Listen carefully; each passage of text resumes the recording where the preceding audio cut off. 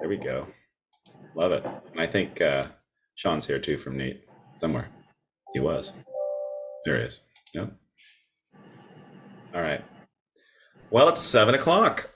It's time for the Bristol Selectboard meeting on August 8th, 2022. Good evening, everyone. Thanks for joining us in the town hall and virtually. Let's go through our agenda for this evening. Review agenda for addition, removal, or adjustment of any items. Val, do we have any changes? The June 12th meeting minutes were provided to the select board this morning. So if members feel prepared to take action on them, that you can add that to the agenda. Okay. Select board members, do you wish to add that to our agenda? I haven't read them yet, so but Okay. it's fine to add them if you guys think they're okay. Yeah, I read them. It looks good. Michelle had comments too that she forwarded. Darla, have you had a chance to look at them? I looked at them briefly and I didn't have any changes. Okay. Well, let's add them in under our select board minutes, meeting minutes item. Now, there isn't one. Oh, let's add in. Yeah. It's usually takes place before the accounts payable. Yeah, let's pop it right there. Yeah. Same as usual. Okay. Add that in there.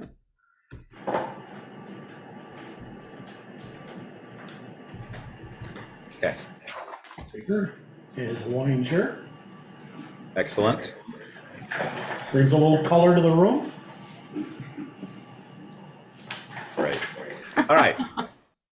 So we've done call to order 2, overview of Zoom meeting operation and procedures, rules for participation. Everyone, please mute your microphones if you're on Zoom and be recognized by myself, the chair, if you wish to speak. 2, public forum, 5 minutes for anyone to discuss something that isn't on this evening's agenda.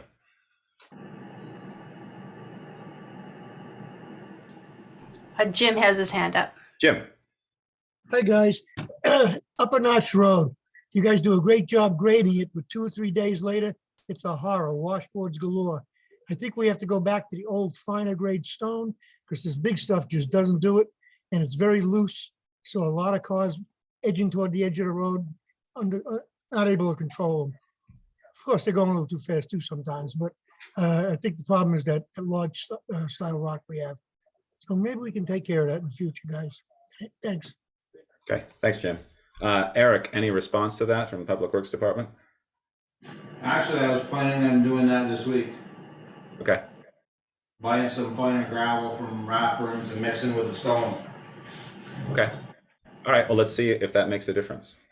Thanks, Jim, for bringing that to our attention. Is that the area where we put clear stone to get rid of the mud? Yep. Yep. Okay. Anyone else for public forum? Seeing none. Let's move on.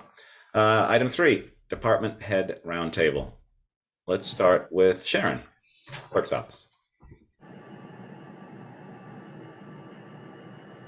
I'm here. Tomorrow is election day. Going to be a very long day. We've partially set up. I won't be able to set up anything else until the morning because everything has to stay in the vault. So biggest thing is tomorrow. Okay. Did you find enough people? Yes, I did. I did find Nate Bouvier came back today. I needed one more and he said he was available. So I've got enough people now. Fantastic. Thank you, Nate Bouvier, and everyone else who's volunteering for tomorrow. Thank you. Yes. Anything else, Sharon? No, that's the big thing this week. That's been your life this week? It will be my life, yes, because I'm also having Friday as a deadline for JPs to be on the November ballot, so it's elections all week. All right. Thank you, Sharon. Any questions for Sharon this evening? Sharon, I saw that in the paper looking for JPs. I thought that was always done during the March elections, like for select board and all that stuff. No, that's when their term ends, but they're elected in November. Okay. All right. Okay. Thank you, Sharon. Let's do Public Works Department. Eric. We had the new person started today. Showed him around, showed him some paperwork that he has to do. Got him right into greasing first thing in the morning, so that went good. Break him in right. For those who don't know his name, Eric? Colby Guile Okay. is the new person that came on board today. Excellent. Went up, we were gonna pick up our new truck today. So we went up there and I apparently forgot to add on the quote or the bid, some work lights. So I'm having them put some work lights on the truck while it's there rather than bring it here and then bring it back. So it should be done Thursday and we go pick it up Friday. Great. So other than that, we're just pretty much just plugging along. Okay. Any questions for Eric this evening? All right. Thank you very much. Let's do Bruce, Police Department. I'm not as loud as Eric. I'm usually closer. I bet you can be. I can be, but you may have noticed that our portable radios finally arrived. The portables that we're getting through the Homeland Security grant. So with our community policing, we've been focusing, like a lot of agencies, on de-escalation. We've been improving and learning quite a bit. So we've received a couple of notices this week, a phone call to the agencies that we work with when a person is in need of some kind of assistance. And they called to let us know that this particular person we've encountered a couple of times, and they expressed that they appreciated the compassion and empathy that they encountered with the police officer here in Bristol. And then one of our newer officers was dealing with a young person that at first was a little bit defiant. I don't know if that's the right word to use, or challenging, but after they realized that they were going to be treated the same way that the older Bristol police officer treated them, they were a lot more compliant and willing to have a discussion. So Addison County Field Days start today. So just want to remind people that please don't let your friends drive after they've been drinking. There have been accidents, fatalities for the state are up. So we really want to encourage people to be cautious. And lastly, I didn't get a chance to thank Porter Knight. She had a series of social justice informational meetings. I don't know, I think that's the proper way to describe them. They were very, very informative. They were great. I couldn't attend the last two because of scheduling issues, but I really appreciate that she took the initiative to do that. And I think it's important for our community to continue with those type of informational meetings. So, but that's all I have. Great. That's terrific. And I know that the town received a grant that she was spearheading for the same kind of discussions at the town level for employees and for volunteers. So that sort of discussion will continue, which is great. Any questions for Bruce this evening? Super. Thanks, Bruce. Thank you. Let's look around here. We've got Meredith, Recreation Department. Great, thank you. All right, so I'm on the agenda for this evening for a couple other things, but what I'll highlight for right now is we have movies in the park. August 18th is Clifford the Big Red Dog. And what's exciting is that we'll have the Cub Scouts do baked goods, and we're gonna have Winnie's Canine Legacy there with a few puppies that they have for adoption. So that'll be great.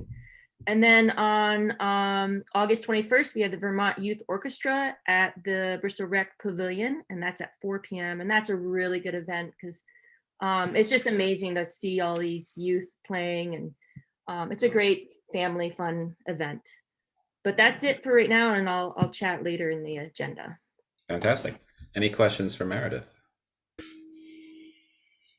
All right, let's continue Recreation Department. Taylor for the Hub. Yeah, so the Hub has been plugging along this summer. Jackie, who's been the Hub assistant, has been supporting drop-in hours while I've been doing camps, which has been essential, incredible. So thankful. And our numbers are still up, not quite as high as last summer, but still above all of our other years, which is really exciting. We're seeing a lot of new faces and folks that seem really excited. We also are recently got a really generous donation from Ursa Major skincare company over in Waterbury. They donated like 2 large boxes of skincare products, like face wash, moisturizer, toners, like all these different things that we're able, because at the hub we have a whole bunch of free self-care items and just hygiene items for the kids to take in the bathroom. So we're able to stock all of those things in the bathroom, which is really exciting. Because as an adult, those things are frankly kind of out of my budget. So it was really nice to be able to kind of like give the youth something that's kind of fancy and unusual. So that was a really generous donation from them.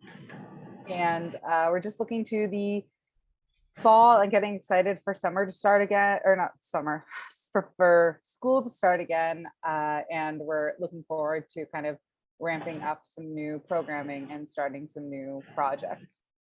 Oh, and I've talked to the rec club about this because I don't think it's on the agenda, but I've sent the email to Valerie. We're trying to put in a washer and dryer at the teen center. The rec club has given us the okay. We have a quote from the Superstore in Williston. For each one will be about $500. So each washer and dryer, each $500. And a quote from Jackman's to do the plumbing. And in that motion, they're also going to kind of redo all of the plumbing in the wall that we're going to put it in, because I was told that was done back in, around 2000 when there wasn't really any money to do it. So who knows what happened. It's been working great, but just some updating could be beneficial. But so we're really excited about the prospect of that. We have some money in our grants that can cover it. And it's really with the goal of providing this resource to youth just who knows what's going on in their family life, but having this another resource that they can utilize at the hub. So if they need to wash their clothes because they don't have their family doesn't have any money to go to the laundromat, they don't have it at their house or their apartment. We're also trying to ramp up our free clothing that we offer to them. So just it provides this other infrastructure aspect to the hub that we're really excited about. Right. If you haven't already, you might need to look at your electrical output, especially for a dryer, since it uses a different, larger size plug and amperage than a normal unit. So that's something that an electrician might need to take a look at. For sure. Yeah. Chuck Richardson, who does White Dog Construction is on our board, is all over all of those things, thankfully. But yeah, he's been pulling in all of his friends to make sure things happen. That's great. Yep. Any questions for Taylor? I'd just like to state that I think the washer and dryer is a great idea. There are a couple of other groups in town who've been talking about how they could support some of the homeless population and looking at doing that on their own. Not that I'm saying the hub should make that available to that. I'm just saying it's a need in our community for sure. So I appreciate you taking that on and seeing that. Yeah. Fantastic. Thank you, Taylor. Let's move on to Anthony, Treasurer's Office. Hello. So the main focus that I've been working on has been the town's tax rate for this coming year. In addition to that, I've also been working on a series of journal entries and just kind of taking a fine-tooth comb between the prior year and this year to make sure that all of our expenses are in the correct FY. So that's what I've been mainly focusing on since the last meeting. So nothing else really jumping out as, Yeah. Okay. Thanks, Anthony. Any questions for Anthony? I have a question. Is the audit complete? Yes, the audit is complete. We're just waiting for our finalized copy, I believe. I actually have a pre-audit meeting with the auditor for this coming audit on Thursday. Okay. So, So we don't have copies available to us at the moment. It's almost there. it's everything's been done on our end. We're just waiting for the finalization on theirs. Okay. And that's when we get a gold leaf binder of it. Yeah. Ian, Eric's got a few more things on his select board, or excuse me, road foreman. Sure. Let's go back to Eric, Public Works Department. Yeah, so 3 things I forgot. One, the mower that we were gonna rent to do our boom mowing, or roadside mowing, the tractor broke and they won't be able to get it fixed this year. So I reached out to a couple different alternatives. One is to hire somebody to come in and do it, and the other one is to rent another machine. And then also, the 2 guys, Brett and Colby, are gonna be starting their CDL class August 22nd. And that's Monday through Friday from 4 p.m. to 9 p.m. And they're going to Barrie, so it's about an hour and 15-minute drive each way. So, just curious of what the board would like me to do, is to hire somebody to do it or rent another machine, seeing as how we're gonna be 2 guys down for that time period. What you guys' thoughts are. You got any prices on Yeah, hiring somebody to come in? yeah. How do they compare to the renting? We're talking just hundreds of dollars over what I was gonna rent a machine for. Rent the tractor for that broke. So it's close to Very- close to what we were gonna pay, and we're gonna have an operator with it. Yes, and that's for 40 hours for the week. Seems like to me a no-brainer. Yeah. Okay, Seems- I just wanted to make sure before I call them back.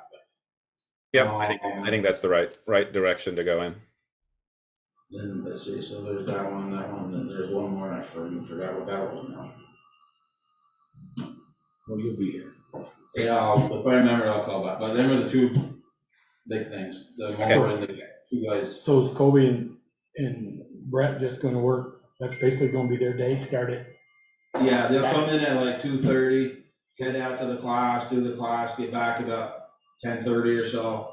So that'd be an 8-hour day, and they'll do Monday through Friday.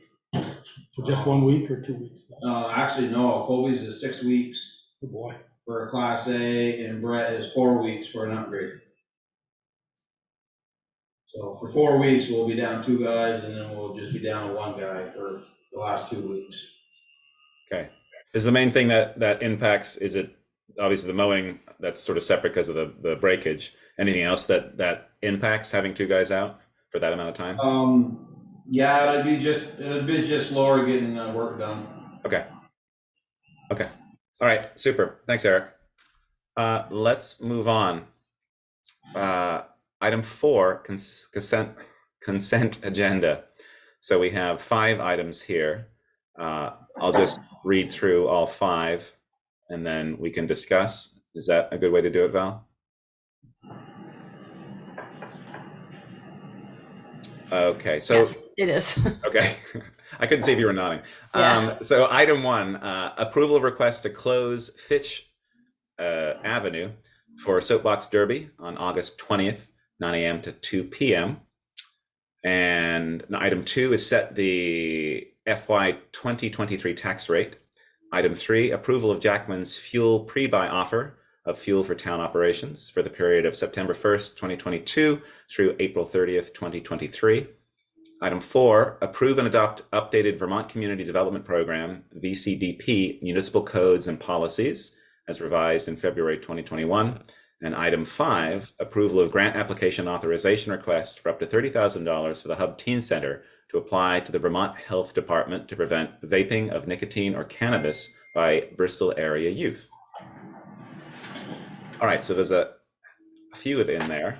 Let's open up for discussion, I guess. Well, actually, the way it works with a consent agenda is unless the items that get put on the consent agenda are likely to be non-controversial Yep. or routine.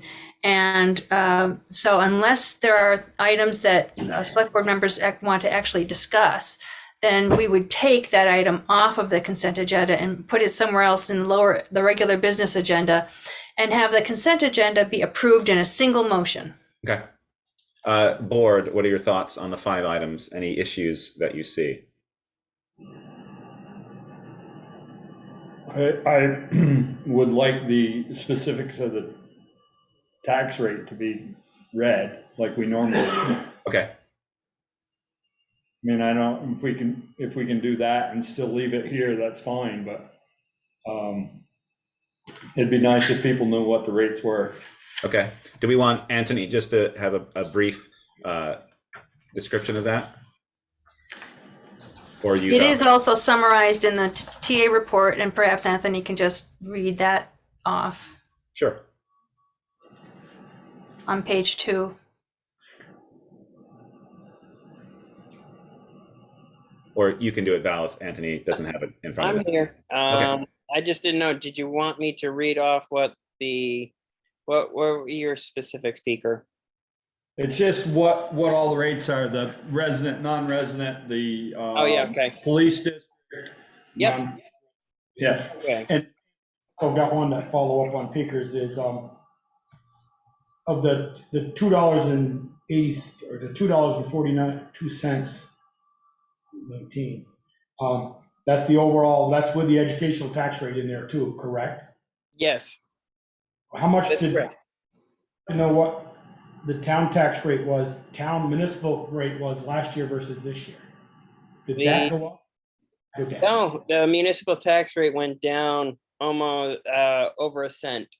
If somebody can, the host can make me a co-host that can share the screen. Share the screen like that you mean, or? Okay, I didn't do something right. Uh-oh. Okay. Boy. I'm losing you guys now. Okay, Come on. so stop sharing the screen. Right. Yeah, upper right. Stop that. Whoever's here. Okay, go to click participants. Where are we? Participants, yeah. All right, we're gonna sort this Zoom thing out. After this meeting, I'm gonna buy those new licenses for Val. Okay. Participants, and then over by Val's name, if you hover over the name, it'll say more, and just make her a co-host. And also Jenny Austin while you're at it. Okay, more. And then Jenny Austin as well, since she'll need it later on. Over Just- and click on make. Where's co-host? Down. While you're there. Over, down, over. To the right, Joel. Up, up, one more, Up. one more, right there, click. Okay, yes, do you want to make Valerie co-host? Yeah. Tell you. And then Okay. we gotta go. And then Jenny Austin. Thank you, Joe. Hold on. All right, so Val's gonna get that ready just to share the screen for the tax rate.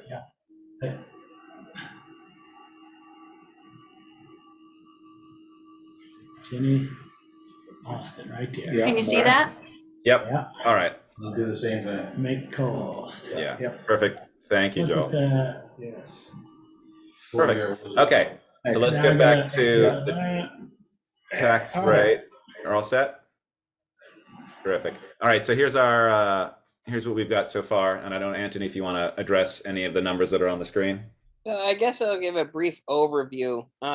There is a decrease in our taxes right now because one of the largest things is the grand list is higher. It's about $60,000 more, at least. I'd have to refer back. And then the state with education taxes decreased fairly significantly. The tax rate for homestead went down almost 6 cents. And then the state for non-residential went down over 7 cents. So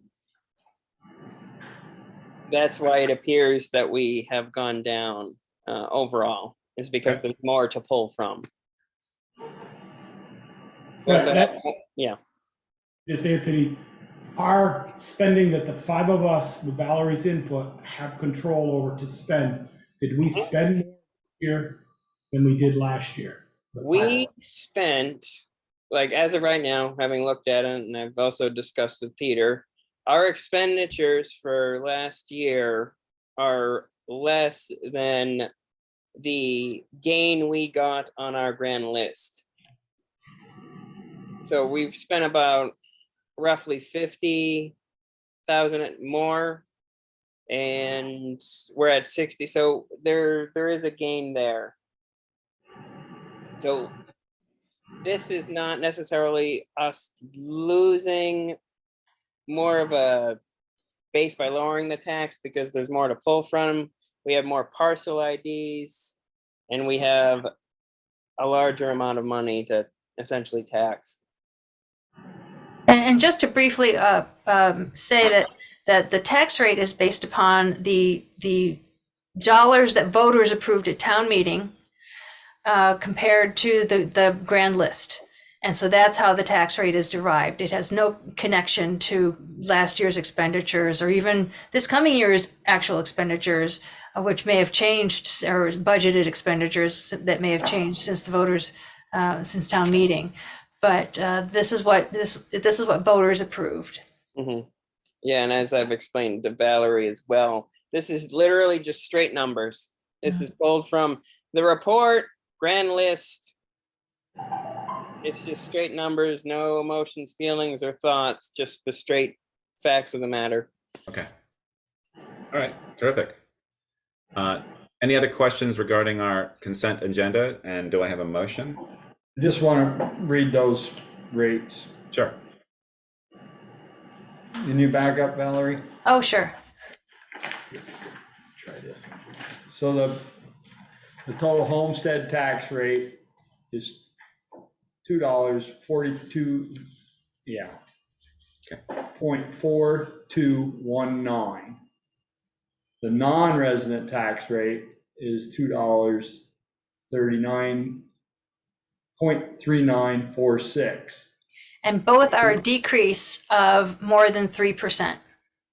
And then the police district tax rate is that 0.2953? Also a decrease. Yeah, so the homestead tax rate in the district is 2.7172, and the non-resident tax rate in the police district is 2.6899. Okay. Also a decrease of more than 2%. So if you didn't add to your property value, your taxes might go down just a smidgen. Mm-hmm. I make a motion, we approve the consent agenda. Second. Okay. We have a motion and a second. Further discussion? All right. All those in favor say aye. Raise your hand. Aye. All those against, nay. Motion carries. Thank you. Okay.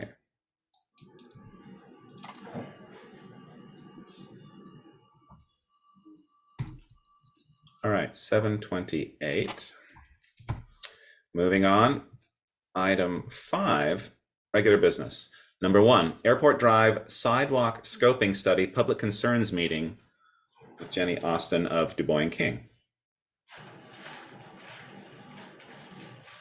Val. Yeah, Jenny is tuned in through Zoom, and hopefully she's able to share her screen and walk us through her presentation. Okay. Oh, here we go. All righty. Good evening, Jenny. Thank you for joining us. Can't see if she's muted or not. She is muted. Ah, There we go. Sorry about that. I think I'd learned how to push the unmute button by now. So it looks like we've got a good turnout there, and it also looks like there's quite a bit on your list here. So we'll try and get through the slides quickly so that if folks have any input on the project, we can kind of dive right into that quickly. So this is the Bristol Airport Drive Sidewalk Scoping Study. This is the local concerns for that project, and this is through a grant that the town got through the RPC. and this is Jenny Austin with Du Bois and King. Yes, I'm sorry. So we were selected earlier this year to work on this project, kind of an overall sidewalk scoping project on Airport Drive. So these, we'll get into the next slides here, but this overall slide shows that the steps that we're following for this project. So project overview, the project goal for this project is to develop a scoping study report that identifies some alternatives for essentially sidewalks or some other, could be another sort of pedestrian improvement along Airport Drive. So essentially from the main road up to the high school. Obviously, there's a lot of destinations along that road that folks that have already talked about, the hub center and other places along there. As I mentioned, this is funded through the RPC. The town received a transportation planning initiative grant for this project. So we've had the kickoff meeting earlier this year where we talked to the town and the RPC about this project, reviewed the scope. One of the big ones that we want to look at is the project area limits, make sure that we're on the same page with what the town wants to take a look at moving forward. And then the bulk of what we've been doing so far is taking a look at the existing conditions. So what's out there now. So essentially the red polygon there is the project area that we're looking at. So we're essentially looking to come up with some alternatives for sidewalks on either side of the project area. I won't list all these destinations as you folks know what's out there. So there's a lot of good destinations that the town's looking to connect to. And there's also the sidewalk that it will connect into on the main road there. So that'll give a good opportunity to provide access for pedestrians. And then on the north end, it'll also looking to connect to the path that's on the north sides of the rec fields, which goes over to Liberty Street, sort of tying into the town's overall focus of improving pedestrian mobility within the town. There's also a totally separate sidewalk project going on Munsell Ave. So hopefully this will help enhance the area for pedestrians. So when we went out, so a few things that we do for looking at the existing conditions. One's a site visit, basically kind of mapping what's out there. We, at this scoping level, it's really a big picture level to see what's out there. We don't do any topo survey, but we take notes of what's out there. One of the main things that we look for are potential constraints that might need to be considered when coming up with alternatives. So, taking some roadway width, some widths between, there's some fences in the area. Those are some of the bigger constraints that we're dealing with for this project. The road and slope on both sides of the road is relatively flat. So that makes it a little bit easier in terms of tying into existing conditions. And we also, one of the things that we looked at for this project at the town's request during the request for proposal phase was looking at the right of way. And so we actually have a little bit more discussion that we'll be having with Valerie and or others from the town. When we do these projects, we do a sort of the standard right of way research that we do is looks back at the last 40 years records at the town. And when the surveyors took a look at that, they found that there wasn't any right-of-way information on terms of any sort of town ownership on Airport Drive. It was just showing up as part of the school parcel. There's a little bit of discussion about this at the kickoff meeting, and Valerie and I have been emailing a little bit about this, that there might be some information about that this was granted to the town at some point, a portion of it south of the gate. So that piece of the existing conditions, there's a little bit to see if we can find out, if there's any other information that we can find out about that. It really won't impact what we're doing and coming up with alternatives. It's really more really during the design phase is when you flush out the details in terms of right of way. But we do want to identify, potential impacts of where a sidewalk is located. So if there is a town right of way along the roadway, whether it's right up next to the road, or if we try and, just kind of thinking out of the box, say, since there's the parking in front of the, I think it's some sort of a maintenance building of some sort at the school, if we tried to go around that to the backside, then, there would be more significant right-of-way impacts. Primarily, we're looking along the road, but try and think a little bit if there's anything, if there's something that wouldn't work on the east side, then might come up with a couple different alternatives. And typically, we'll be looking at either a curb sidewalk or a sidewalk that's separated by some sort of a buffer from the road. Sometimes we'll take a look at a potential multi-use path, which is essentially a wider path that's more geared towards pedestrians and bikers due to the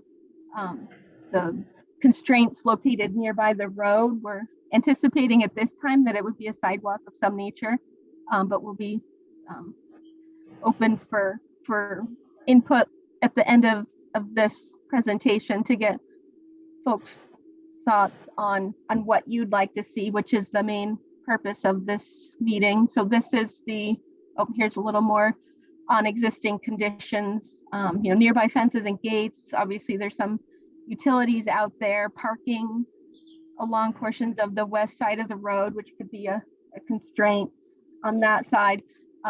You could change it to parallel parking, you'd lose some parking, and we'd want to talk to the school about if we were to make any sort of change to that degree, because that's something that they may or may not be interested in.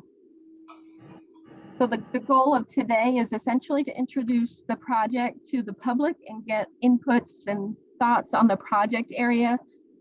If there's certain, obviously here there's the destination of the school on the north end, and then south of there, most of the destinations are on the east side of the road. So if there's any thoughts on, road preferences, sidewalk type preferences, anything, any other sort of constraints that don't really show up on here that you think that need to be taken into consideration. And then following this meeting, we'll be coming up with a list of alternatives for the project. And once we have that list, we'll be sending those to Valerie as well as the RPC to kind of tweak our alternatives list and come up with a final list of alternatives. And then taking a big picture overview of them in terms of evaluations. These will just be really conceptual level cost estimates, coming up with an evaluation matrix, which is kind of a summary of pros and cons per se. It has items such as whether there's any utility impacts and other, we don't have archaeological or historical reviews as part of this project, but just kind of taking a cursory preliminary review of trying to look at what sort of impacts the project would have for the various alternatives. And then we'll be presenting those at a alternatives presentation meeting, and that will be, I think Valerie and I talked about that being at the September 12th select board meeting, but we'll be finalizing that soon. And then the final piece of the project is it's sort of part of the scope for these projects is to present the project at the RPC TAC meeting, which is essentially will be pretty similar to the alternatives presentation meeting with a different audience. So that's sort of an overview of the project. Really what the goal of this is to get inputs and thoughts from the community on the project area.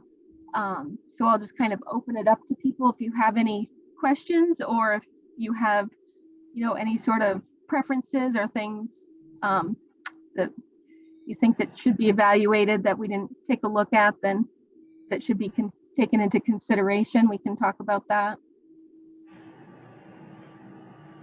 Okay, thank you, Jenny. Peter or Joel, do you know anything about, Jenny spoke a little bit about earlier about the right of way Do you have any knowledge of that? All I know is just to the north of the turn into the rec park, there is a cement monument that's been there since Christ was an altar boy. And right there in the fence line. Okay. And that's where I think Eric's not here anymore. That's where the town usually stops, picks up plow up at the gate, and I plowed the school for 29 years, and that's where I began, right at that cement monument there. There is a monument there, Okay. a survey document. That's where I always assumed Airport Drive ended. Yeah, and I believe, I don't know the specifics. You know, someone that's a licensed survey would know this better than I, in terms of, I believe there's some process that can be gone through that, you know, if the town, you know, shows that they've maintained it for, you know, a certain number of years, I believe there's some sort of Dedication by acceptance. Yeah. But that's, you know, I think regardless of who owns the west side there, I don't think that will impact our, you know, the alternatives that we come up with. However, you know, if we do get some more concrete information, that will help in terms of filling out the evaluation matrix.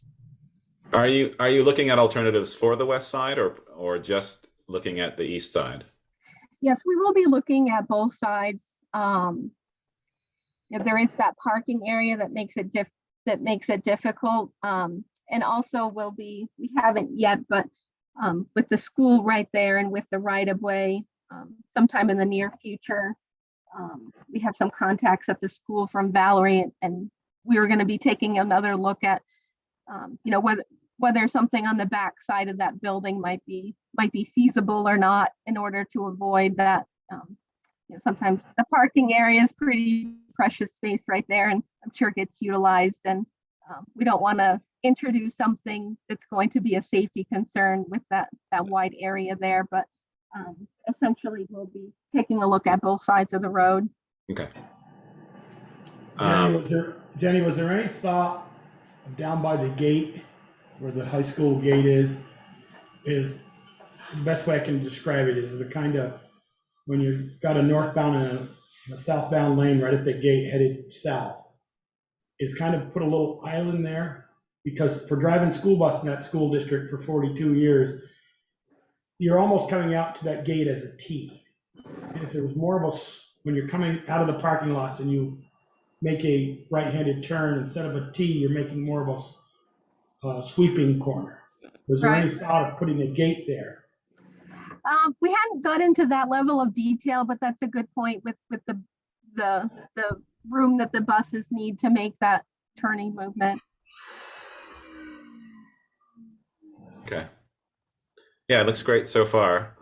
It's obviously an area that's much needed a sidewalk. I've walked up there many times with my kids, and so when you're walking down west and then your sidewalk just ends and then you're at the mercy of the drivers, you know, and it's a long stretch, and people tend to speed up a little bit as they're getting towards the school because it's a nice bit of concrete. So and then when you have to step off the pavement to avoid the vehicles, you're in troughs of dirt and mud and other stuff. Yeah, I mean, and definitely on the east side, we have the space there for a lot of that for a sidewalk, which is nice. Jenny, have you had comments from the school system superintendent's office or the school in terms of, I know they've been involved. Have they had any particular feedback? We haven't yet. They were invited to the kickoff meeting. Apparently, I don't think they were able to attend, but we have the contact information from Valerie. So that is one thing that we want to be talking to them about and get their input as well. Okay. On the face of it, it would seem that a sidewalk on the east side would be the most practical and most used. Well, you're not crossing those two traveled lanes either, the one into the parking lot, well, actually all three. The one out of the parking lot, the one into the parking lot, and the one up to the front of the school. Mm-hmm. Right. Yeah, It's that also, is. go on, go ahead. Nope, go ahead. Yeah, that is the biggest. You know, obviously the destinations are on the east side. You know, if there's anything on the west side, then, you know, essentially pedestrians would kind of have to be at their mercy in terms of crossing the street. You know, you could theoretically funnel them to one crosswalk, but Don't know if that would entirely be feasible for that location. But also, Jenny, in the spring and summer, or spring and fall, from that maintenance garage, which used to be the old bus garage, from there north to the gate, all cars parked there for football games, track and field, those types of events.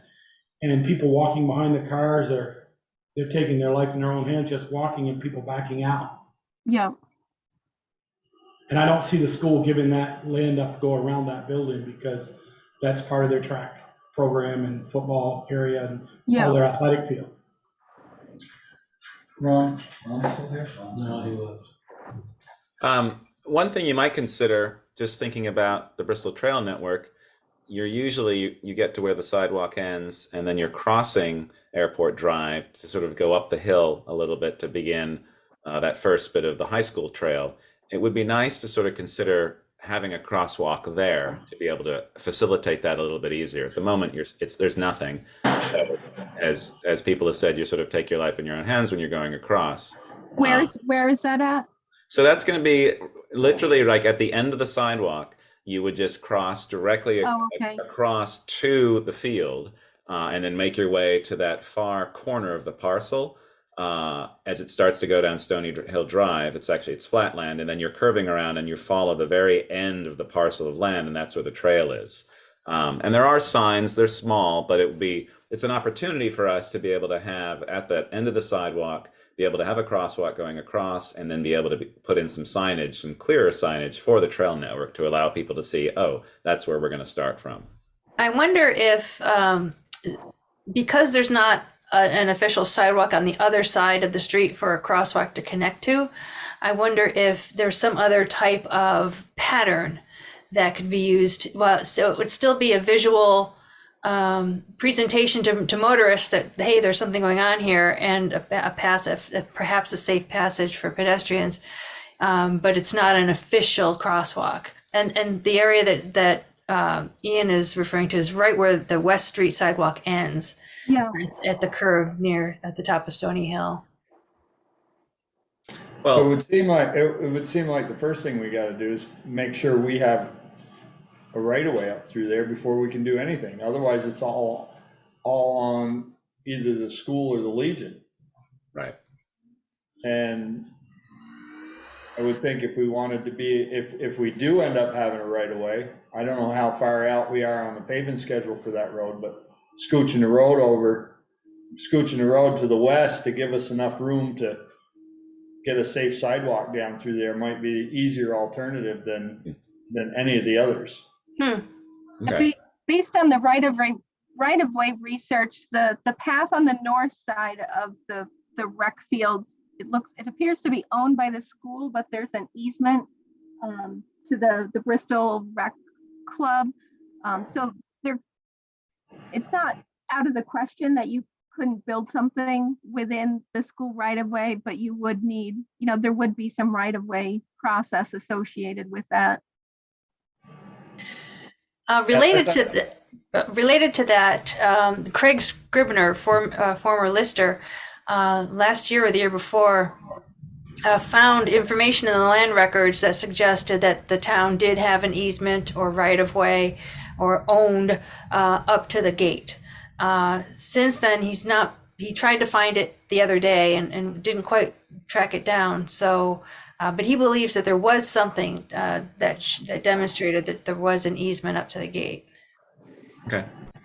Well, more research is in order, but I think, Peaker's suggestion is a good one, especially potentially moving the road to be able to accommodate. Right. Sounds like a good idea. Interesting.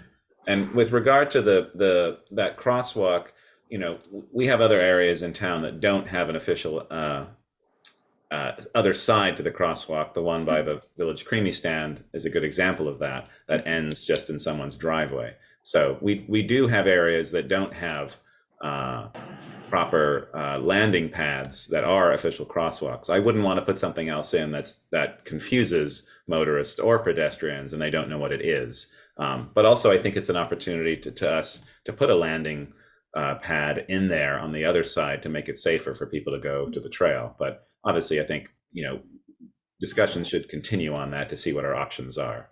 It'd be nice to be able to get a safer crossing over to be able to start the trail. Yeah, We were supposed to put a landing pad off of the end of Maple on the other side, and I don't think we ever did, because that's one of the criteria for having a crosswalk. Right. And reason we don't repaint the crosswalks at Bristol Works, because they cross into a parking lot and there's nothing there.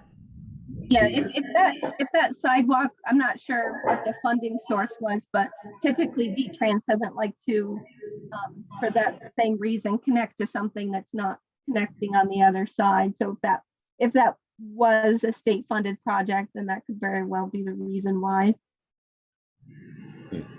Eric's got a comment, Ian. Okay, Eric. The crosswalk there that you're talking about, BK, there, Valerie and I met with, State of Vermont Agency of, what was it, pedestrians or something like that. And they said we didn't have to put a block over there for that crosswalk. They okayed it. So you technically, I guess you can. The reason why we don't at Bristol Works is because where the cars park, they would have to give up, a parking place in order for the crosswalk to come onto.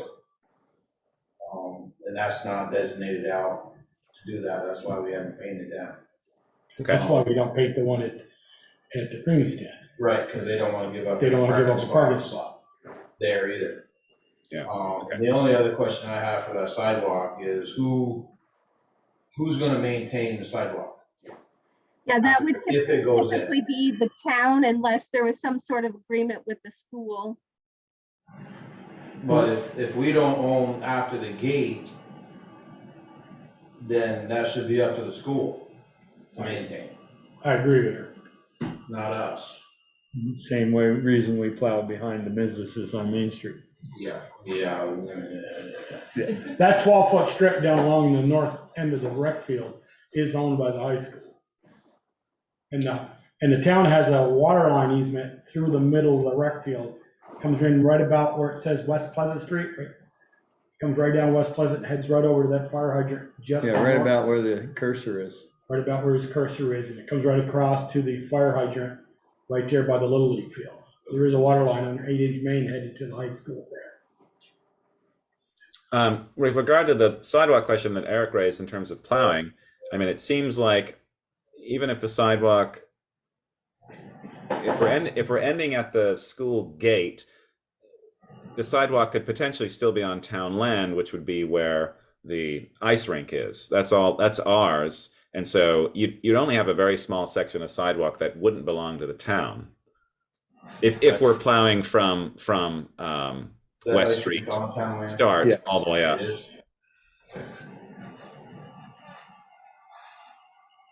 I mean, I think if a sidewalk does go in there, I would just assume, Eric, that the town would be plowing it, unfortunately. But hopefully we'll have a better sidewalk plow by then. So maybe it'll be a moot point. I'm still, let's go ahead here. Well, no, the only thing I was gonna say, if we're gonna plow that stretch all the way over to the other end, we might as well just turn right and head down by You don't want that, Eric. by the trailer parks. You don't want Because that. if not, you're just gonna turn around and head right back, same way it came. You want that, Eric. You don't want to go down that stretch. That is very hard to maintain. Who plows that now? That stretch to Part of the contract of the school. That's the school. okay. But you also gotta remember too that that sidewalk is not gonna get maintained as well as the school sidewalks do. Because they dump the salt right on their sidewalks, of course, to bear them up for the kids. And they use straight salt, we don't. Okay. So there's gonna be a difference of care, I guess you'd say, or quality, well, not quality, but whatever. That's a good Yeah, point. the town does it. The town does it differently to the school. And that's fine. That's Okay. just- I mean, it's not a big deal to plow it, it's a straight shot, so it's not that big of an issue. That 12-foot right of way down through there, I plowed it for 29 years, and there's 3 trailers on the end on the east side there, 2 or 3 feet over that 12. You sometimes can't get an 8-foot plow down through there. And this man to my right here has been down through there with a loader and had to clean it out. We've had to clean it out before in years. It's not as easy as our sidewalks in town to maintain that sidewalk stuff. Okay. My still concern is around the gate area. I'd like to see, Jenny, when you get some more drawings in, how to deal with that. Because I see kids head into the school this way, and then they just cut across by the gate. No traffic coming in or a bus coming, they just cut across, head for the third parking lot, then into the second parking lot, and then in. Will they walk all the way down to that corner? Or I'd be a betting man about 50-50. Right, yeah. Jenny, what's your delivery date for this? The alternatives meeting?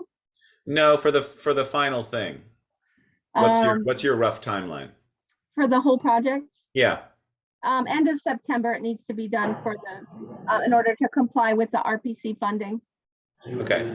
I guess the one thing I was wondering with regard to time would be like looking at traffic patterns and walking patterns for students. And you might have a little bit of opportunity to do that since it's end of September, but not a great deal of time. But as Joel suggested, it would be nice to sort of have some of that information of how students and young people might use that area now, and how we could adjust to that potentially if we needed to. Right, yeah. I wonder if the school might have that information already. Yeah. Yeah, I would imagine, if we, without doing, a survey of folks, that the school probably has a pretty good idea of how people are getting there. But yeah, I agree that people will probably cut across before they get to the ends there, the closest, point A to point B sort of thing, rather than going to the end and then turning down the sidewalk. Well, on the one hand, because there's no sidewalk there now, and it's very informal, there's nothing to prevent them from making that diagonal walk. There's no formal structure. There's no alternative for them to follow other than the rest of the road. Yeah. But if there was a sidewalk, maybe they'd be more motivated to finish that way. You would hope. I personally like to see the sidewalk, if it's possible, on the east side of all possible, and raised, but not a raised curb, raised sidewalk with a little bit of green space, then a curb. Because the curb, correct me if I'm wrong, Eric, is just a place to put, when the sidewalk is like Main Street, the curb is just a place to put the plow from the street plow to put the sidewalk upon the curb. If that's the sidewalk, then it's all full of, the sidewalk plow can't win over the street plow. He's not big enough. He's trying to push all that snow back off the sidewalk. Am I correct in saying that, Eric? Yeah, you fight between them both. Like out here on West Street from Liberty up to Eddie Shepherd's. That snow, most of that goes right up on top of the sidewalk. Yeah, since there's a little bit of space there between the fence and the road, typically we do like to include, especially since there's some limitations on the west side, a couple different alternatives. So, while we haven't sketched up the alternatives, that's, sort of my thought would be that we would have one of each, one with a curb and one without the curb. Eric, is a curb preferable to you? No, preferred it to be flush and have a green space in between is the best option. Well, in my opinion, is the best option. And if you could do a green space of say 4 feet to 5 feet between the road and the edge of the sidewalk, that would probably be enough space for the snow for the plow to put it, and also for the sidewalk plow to put it. And if we have to, we just have to go down and clean it up, maybe halfway through the season or so. Okay. All right. Excellent. Thanks. Curb sidewalks also tend to be, more expensive, obviously the curb itself, but also typically it will introduce the need for some drainage structures along the route. So that's another consideration that we'll be looking into. That's really be more related to the cost estimate when we evaluate it, but still another item to consider. Terrific. Any more questions for Jenny on this item? Okay. Thank you very much, Jenny. Yeah, thank you. Thank you, everyone. All right. Let's move on. 7:59.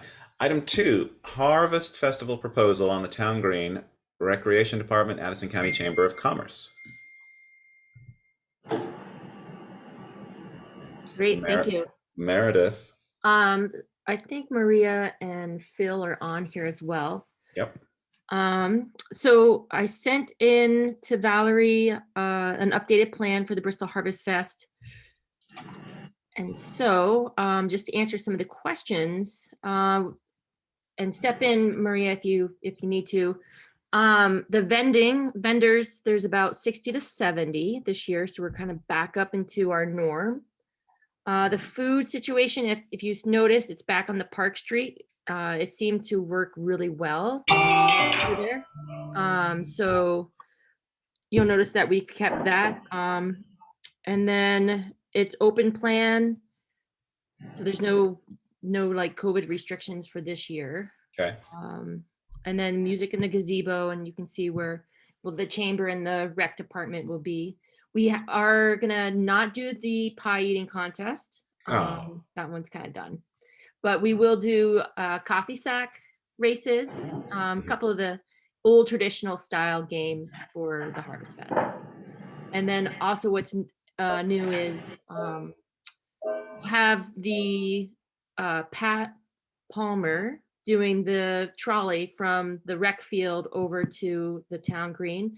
Some of the feedback that we got from last year was the parking situation, and people weren't able to park around that. So if we allow people to park at the Bristol Rec Club parking area, the trolley can bring them over to the town green. And it's a nice little ride. Fantastic. How many vendors did you have last year? 55? Maria, We can had you limited answer it. that specifically? I think it was around 55, Ian. Okay. And what are you up to now? You're up to like 60? Up to 70. Oh, 70. Okay, great. Back in full swing. Can folks see the map on the screen? Yep. Okay, great. Yeah, it looks excellent. Yeah, I don't have any issues with this. I think it's great to have it back. I think it was very, very successful last year and a welcome return to town since other events, large ones like Pocock Rocks, weren't able to happen. So it was great to be able to bring this back. Board, do you have any questions of Meredith? Well, I guess I do more in favor of Meredith or Addison County Chamber. I was approached on 4th of July, the parade time, by one of these organizers of the Better Late Than Never car show. And I guess they left on a bad terms, or what happened there? I mean, that was great when we had that down on the park, you guys on the park, and them on Sunday over there. Just what happened? We lost them to Addison County Field Days now. Yeah, I mean, I can speak to that a little bit. My understanding of Maria's got the whole history on it is that the car club itself broke up, and they basically became two factions. And one faction, for whatever reason, didn't want to work with the chamber going forward, and the other faction did, or was not involved. And so they decided to go off on their own and create another car show separate from Bristol, the chamber, and the Harvest Festival. We had discussions with them, but they just didn't want to work with the chamber any longer, and there was no bad history that we were aware of, that created that situation. It's just that, in the 2-year absence, their club broke up, and they just decided that the remainder of the club, or whoever was left of it, decided they wanted to do something on their own. Okay, thank you.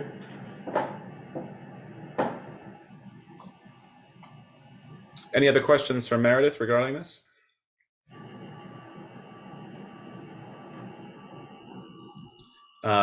Do we need a motion to accept the plan? I'll make a motion that we accept the plan. Okay.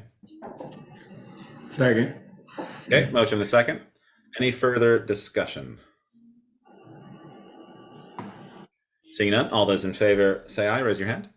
Aye. Aye. All those against, nay. Motion carries. Thank you very much. Great, thank you. Great. Everybody. Okay.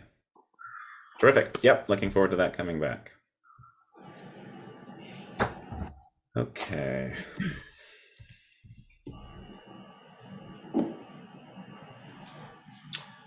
All right, continuing with Meredith. Item 3, Recreation Coordinator Appointment, Freddie Cannon. Meredith. Yeah, so Taylor and I are very excited to introduce Freddie to you all. Freddie has experience down in the Rutland area with the Boys and Girls Club, and also with programming, which we're excited about. And he should still be on here. I hope that he can pop on here. Yeah, he's on. Still here. Yep, he's there. Great. Or here. So yeah, so we are excited to have Freddie start Tuesday, September 6th. I think that's what the date was. Yes. Yeah. I just wanted to see if you guys had any questions for Freddie. But yes, he'll be doing this pretty much the same as Alex. That position did 20 and 20 hours at the hub, 20 hours at the Bristol Rec. Some programming and the parks part of the rec department as well. So I know that in our conversation, he was excited about doing that. So yeah, if you have any questions, feel free to ask. Well, tell us a little bit about yourself.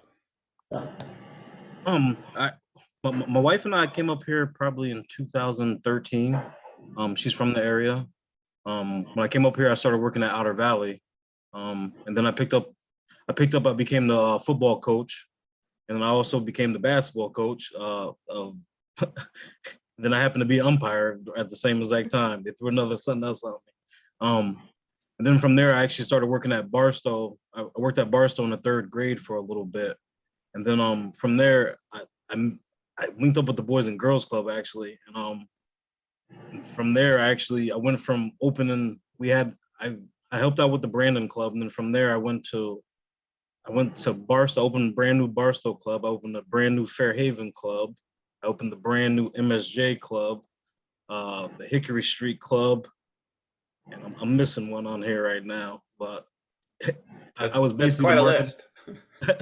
No, we could have did better. We definitely could have did better because we should have opened more in the schools with generate, but not having the money and everything going into a lot of our money during the Boys and Girls Club was going back into the building and everything like that. So the clubs I was trying to open was giving our town more money, and it was going back into the kids with a lot more. I wish I could open a lot more, but it's just the time didn't present itself. So what drew you to this position for the Bristol Recreation Department?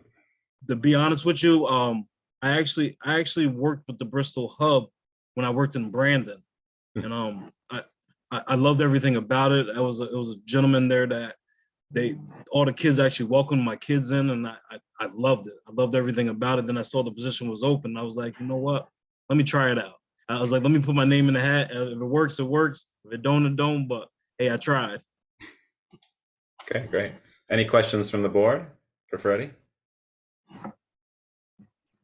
Freddie, I'd just like to ask what you're looking forward to in working here in Bristol.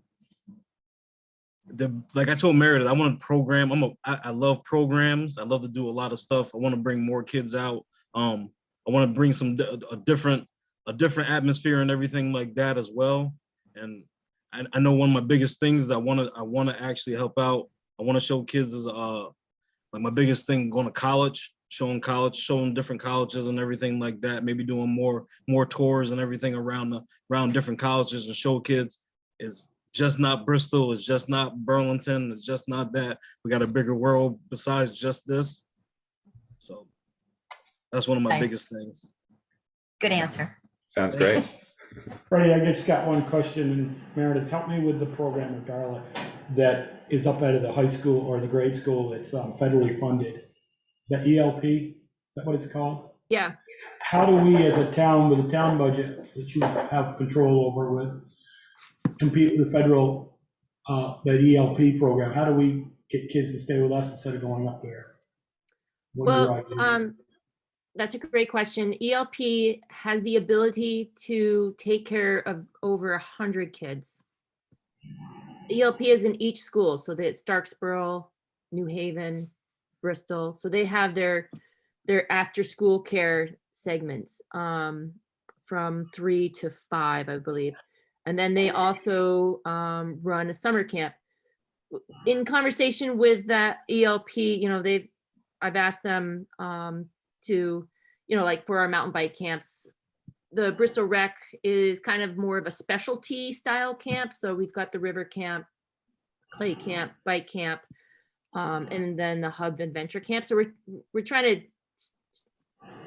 create a niche in how we can have kids want to be in our programming.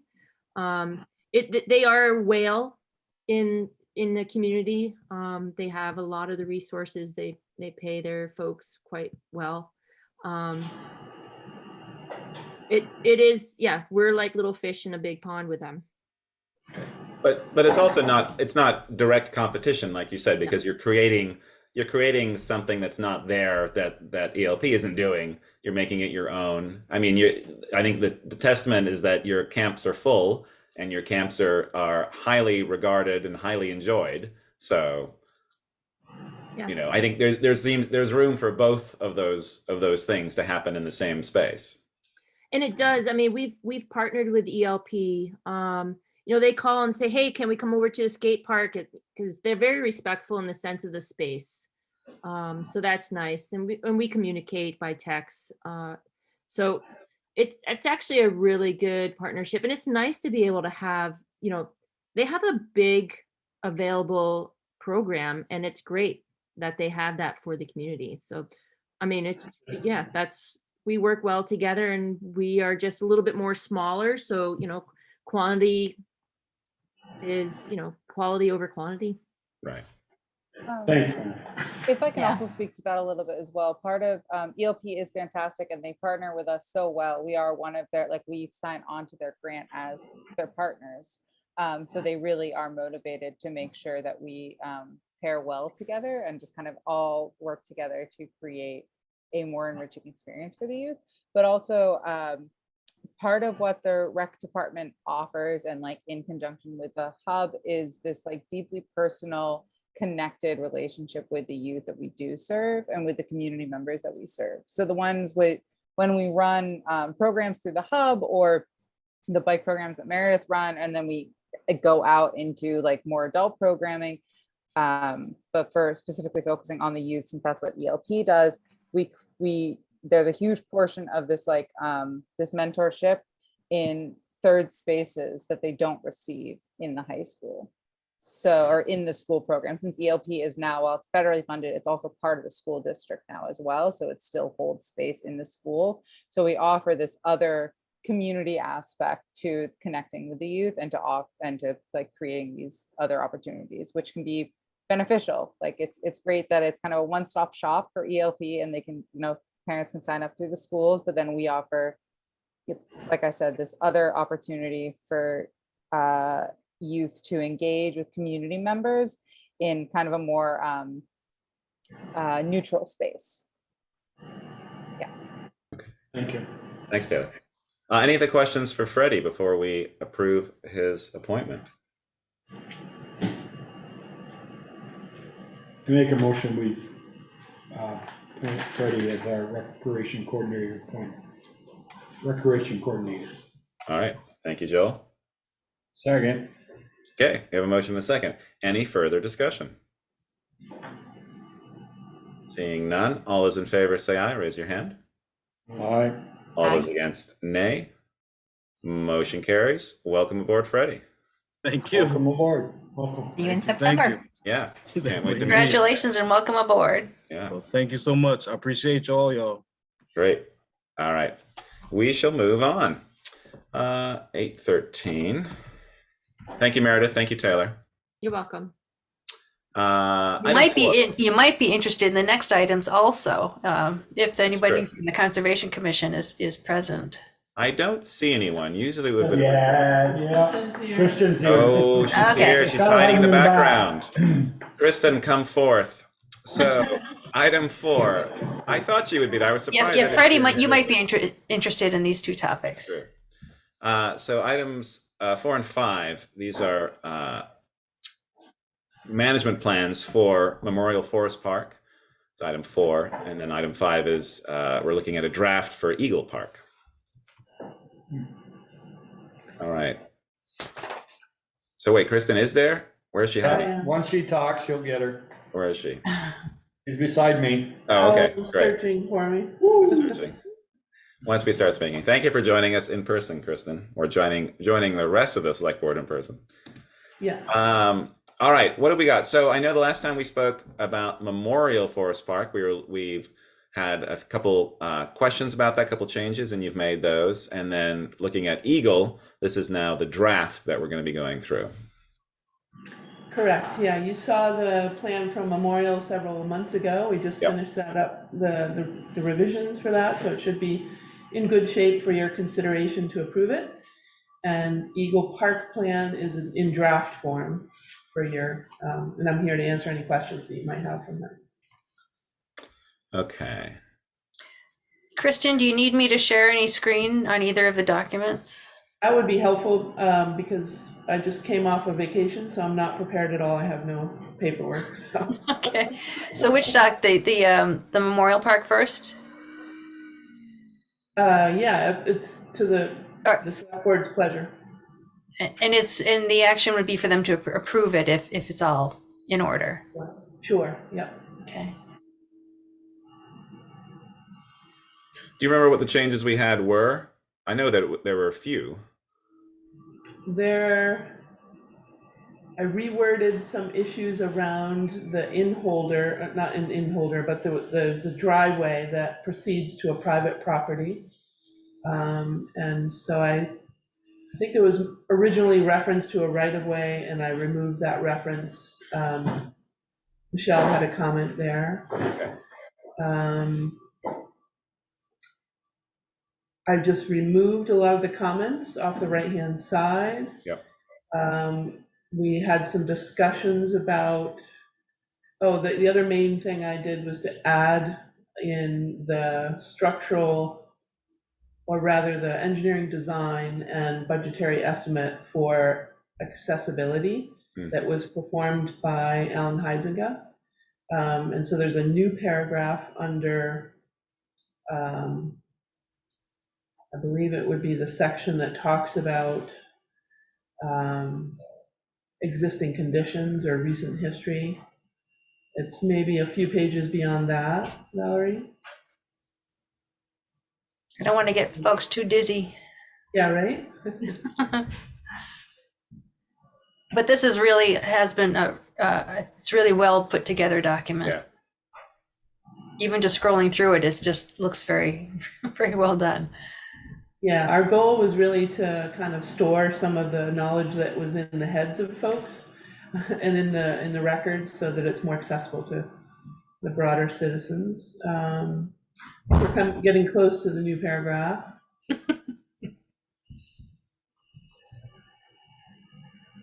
Current issues, structural condition, there we go. So keep going. There it is. Yeah, page 13. Yeah, that second paragraph on page 13 is a new paragraph that was not in the original draft. And basically it just references that Alan performed a review, and there is a possibility to add in a loop that would be wheelchair accessible and provide access to a terrace that sits above the river, so that those who are mobility challenged could at least get to that part of the park. The remainder of the park is really too steep for us to do any sort of ADA accessible trail segments. They didn't get there, they just couldn't get back. Exactly, Right. exactly. Gravity could get them there, they just couldn't get back. So we're, as you know, we're in the process always of searching for funds, grant funds that might be able to support this kind of improvement. Okay. In changes to my recollection. Okay. All right, that's great. Any questions from the board regarding these changes or anything else for this particular document?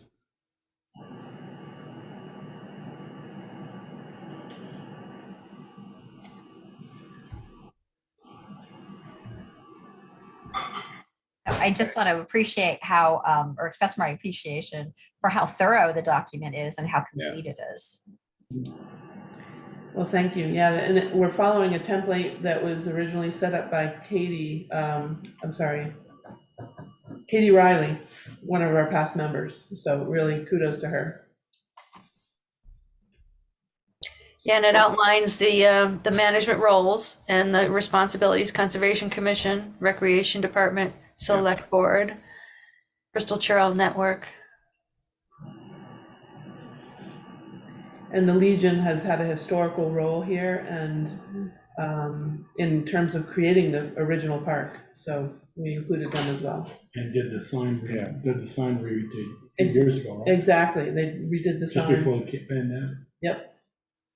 There it Ta-da! is. There it is.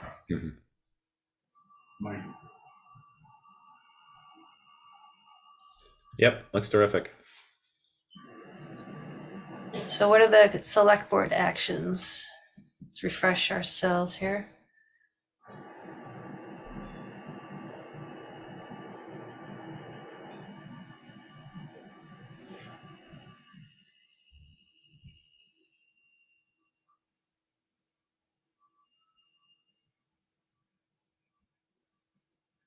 That's a healthy list. There you go. All doable, though. Okay. I guess I'd entertain a motion to approve this document if people are willing to do that. So moved. All right. Motion is second. Peter and Joel. Any further discussion on the Memorial Park document? Not so much on the document, or do we just, where are we at with the bridge, and where are we going? What's our goal there? To replace the bridge, obviously. Yeah, so the temporary bridge that you secured for us from Middlebury, Alan determined was too short to do anything in the upper. There was a plan at one point to bring the ADA accessible trail segment and cross the river up top and access some of the other side, but he determined it was too short for there. To get it down to replace the existing steel bridge would be very, very difficult. And so I think we're looking at constructing something in place. And the previous structural assessment by the engineers determined that that current bridge has about a 5-year lifespan. So again, we're always on the hunt for funding sources that would help us afford rehab or reconstruction at the current location above the chasm, but utilizing pieces that are brought in rather than some structure that's already complete and trying to get it in there. So, because during our, was it early July or late June, select board road trip? Yep. Did we you go? stopped there. Cool. And we had, Picker and I, and I think Ian was with us, and a few of the ladies too, was by where we were down, not all the way to the bridge. We're up where the yellow was taped off. Yeah. From there, we could almost walk, if you walk almost to we go to the road out back. Yeah. Almost walk to that, you can almost walk to that parking lot without a lot of. Yeah. I was wondering if that'd ever been looked at too. Instead of, I know the trails, the blocks down the throw, or not the blocks, Yeah. the logs, Yeah. getting pretty bad. Yeah. And if we're looking at maybe walking, there was a little picnic area there, right up top, walking out that way and going out all the way to avoid all the logs. Right. And then you just got the stairs and the bridge to do. Exactly. Yeah. I hope that bridge think, though is, I mean, I know it's probably still secured. Yeah. Yeah. But I hope we can use it somewhere in some trail park. Right.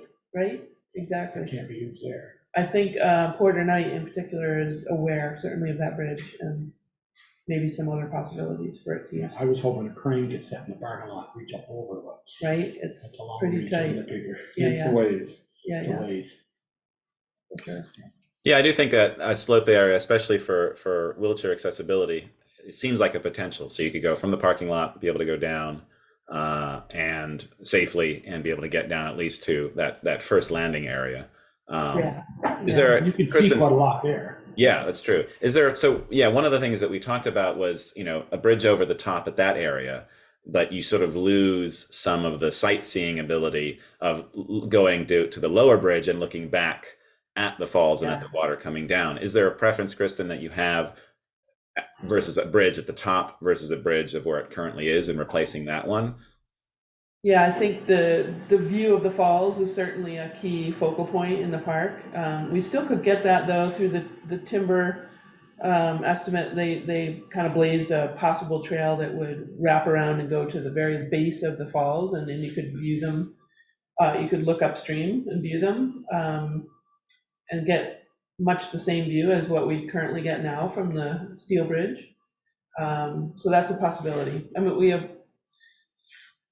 we're open to all kinds of possibilities in terms of future So, fundraising. A So. newer bridge being lower than the one that's there presently is shut off. It's Right, right. closed. Correct. Would So that's where it's wider, and that bridge wouldn't work that I required. Right. Okay, I see. Would you consider having a bridge at the top as well as refurbishing the one that's at the bottom as well, keeping it, or would you, if you, let's say you chose to go to the top just for better accessibility for everyone, would that lower bridge be completely removed then if it only has 5 years left? I think possibly, and if we're talking about two bridges, then the cost goes up, obviously, and the fundraising gets more difficult. So certainly that would be one of the alternatives, right? To have a different bridge up top, giving a little more accessibility for a wider range of the citizens, and then maybe removing the steel bridge once it gets to a point where it's no longer structurally safe. Okay. Okay. And then potentially that creation of a trail further down that could look View the back. falls. Are Yeah, you with that particular thing? Would you be following down through the already established steps, and you'd be going off to the right and heading further down to the bottom? Yeah, in part, the established trail would be followed up top, and then up trail from where currently there's caution tape across where the staircase used to be. Yeah. There's an alternative path that could go off to the right and have a gentler grade and get the person down to the base of the falls for viewing. Okay. Terrific. All right, we have a motion and a second for this particular document. Any other further discussion? I just have one question, and Kristen, I know you haven't landed on a plan, on a solid plan yet. It sounds like you've got some options, but do you have a budget number in mind at this point, or do you how much are you looking to? What do you feel capable of fundraising, I guess, is my other question. Right, I think given my recollections are hazy, but given the typical foundation grants that are out there and sources of grants, it's in the range of 50 to 80,000. I would want to check back through my notes though, and Porter Knight as well had a couple of estimates done as well. And I won't hold you to that. I know you're still in the planning stage, but I was just curious.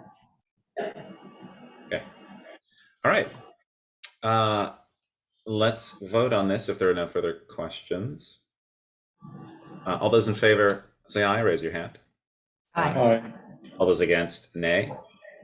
Motion carries for this document. Okay, and then have folks had a chance to look at the Eagle Park? Do you want to discuss that now? Would board members prefer to look at that offline and then come back to it at another meeting? I know it's a detailed document and I haven't had a chance to look at all of it yet. Yeah, I've only been able to look at the first 10 pages. I haven't had a chance to. Okay. Like I said, I admire the detail. Any questions from Peter or Joel regarding the document? I haven't had a chance to look at it. Okay. I'm on vacation last week. Do you want me to take a quick scroll, or do you want to just hold off?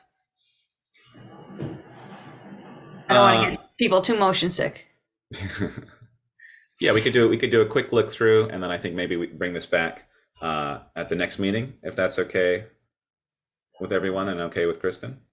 And then we'll have, and at the next meeting, we'll have comments that we can send beforehand. Why don't we plan on doing that? And then we have some feedback for you for the next meeting.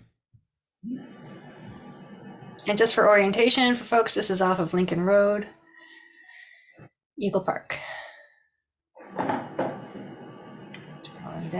Scrolling down. Table of contents.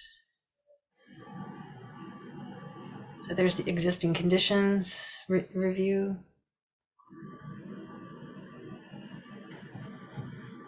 And obviously, the biggest thing at Eagle Park is our universal fishing platform. A number of people are able to use because it is universal. You can get down to it whether you're in a wheelchair or whether you're walking or any other type of mobility issues. And we're currently the fishing platform, due to damage from various ice storms and various storms, is sort of being sheared up, as it were, to provide more strength. And I don't know, Kristen, where we're at in terms of that, or Val. Just last week, we received an update from FEMA that our efforts for mitigation funding have been approved. It's a lower amount than what we had hoped for, and for a much scaled back project. Rather than the piers, they approved a reconstructing the concrete walkway, but with a foundation and with rebar. So Roy Schiff from SLR prepared a final design that they, I think, are in the process of reviewing. And so that's where we're at right now. We're getting approval for the mitigation funding. And then the next step is for him to put together bid specifications for the actual construction. And then I think it needs to go through permitting to get other agencies to sign off. And once they do, then it can be advertised for construction. Okay. Are we happy with the peaker, with the rebar? I mean, I think when we went up there, we discussed as long as the platform itself was stable and re-drilled and re-secured, I don't think we had issues with the concrete walkway. Right. No, they did support realigning the platform and redoing the bolts, and they did approve the takeaway rails. That the plan is to remove them during storm season and winter season, and set them aside and close off access, so that there's no more risk during those times of the year. Okay. And we just put the rails back in when it's open. Okay. And hopefully we'll have a little bit of prior knowledge to a storm, so someone's not going up there and taking it off during a storm. So let's take a quick look at the recommended actions by the Select Board. I love the description of the New Haven River as a flashy river. And it is, for sure.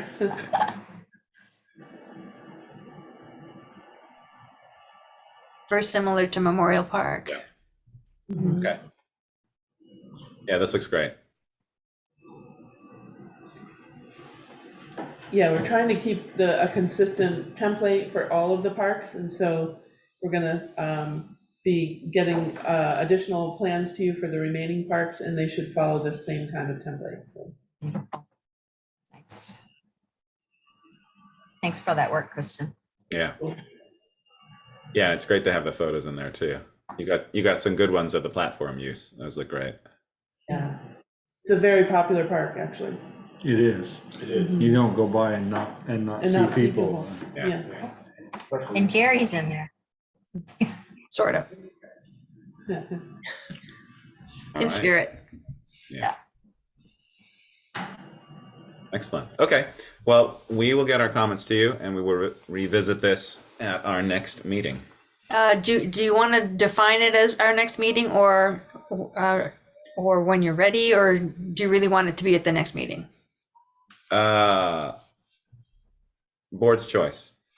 I don't wish to be too gung ho. Are you done your work, Kristen, or is there still more for you to do on it? We're done. Okay. Yeah. Let me ask Kristen, to save her from keep coming back, could we hold this off until she has maybe the Sycamore Park in front of us? Right. And we've read that, so we can vote on both? Just so she doesn't come back for this one, and then 2 weeks later, she's got Sycamore Park ready for us. Just trying to save her night out. Yeah. So, I mean, unless she enjoys coming to our meetings. Yes. She may look forward to this. Right. Kristen, that wouldn't hold you up in any way, would it? No, it would not. Okay, No. perfect. Okay.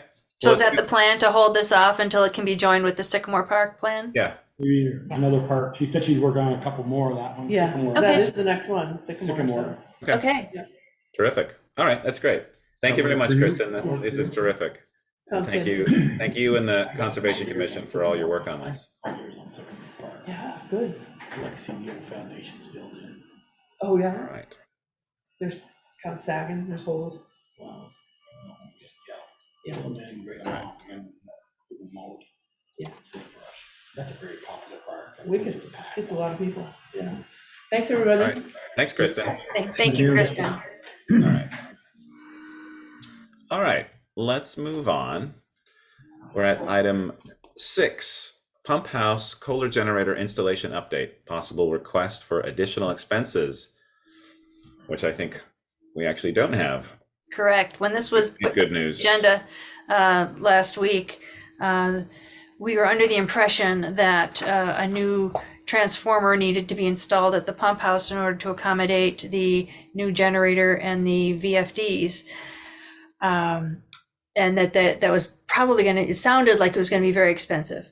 And we were waiting on a quote from Green Mountain Power about the cost and the timing to do that. We learned today that in fact, Green Mountain Power is willing to do that at no cost to the town. But it's going to take a few weeks perhaps for them to get everything together and to schedule it with their engineers. And the end result would be an overall upgrade to the electrical system to the pump house. So this is an upgrade to what we approved 2 weeks ago, the VFDs, right? Or you're telling me this improvement from Green Mountain Power will not need the VFDs? No, it would be to allow the VFDs to be installed. Because right now the engineering, the electrical panel and transformer system do not meet code and are not the right, I don't know the terminology, but it's not grounded. And so Pioneer would not warranty the VFDs, and the technicians are concerned about their safety if it's not grounded. So this would to be install a grounded system and overall upgrade it. At no cost. Which is probably something we would have done in the near future anyway, looking at that whole area and sort of doing cost evaluations of equipment and its future. It probably would have needed to be done when we got around to replacing the control panel, which we've been talking about doing, but it's because of the cost and lack of materials, the supply chain problems. We've not moved forward on that, but it probably would have been necessary anyway. And this way, Green Mountain Power is going to do it at no cost to the town. That's great. Thank you very much, Green Mountain Power. I'm confused of why it wasn't grounded. That seems like a serious thing. I'm not an electrician in any way, but it seems like if a company isn't going to install something because of the potential that it could burn out and have problems because it's not grounded, that's a little bit concerning. So I'm glad that this issue was recognized and that we're going to have it fixed. Right. Things not being grounded when you're dealing with water is not good. But it's been that way for 25 years and worked. Yeah. But it's always time to revisit things and take a look and see what needs to be updated. Right. But that's great. So a little bit of delay, but still on track to have those VFDs put in. Well, as long as Brookfield Service is okay with leaving their rent-a-generator there, then we'll go for it. Yeah, and if they are, I thank them again for their hard work and their generosity in terms of supporting us on this project. Right. It's the least they could do, being a year and a half late with the generator. Oh. All right, let's move on. Number 7, consider line striping proposal from L&D safety markings for North Street bicycle lanes. Correct. For a while, Eric and I weren't sure whether to bring this to the select board or not, but then last week finally made the decision that yes, we should get the select board's input on the proposal that we received from L&D striping. Because originally, I believe the folks had envisioned just lines up and down North Street, and the proposal that came back from L&D, I'll share my screen again.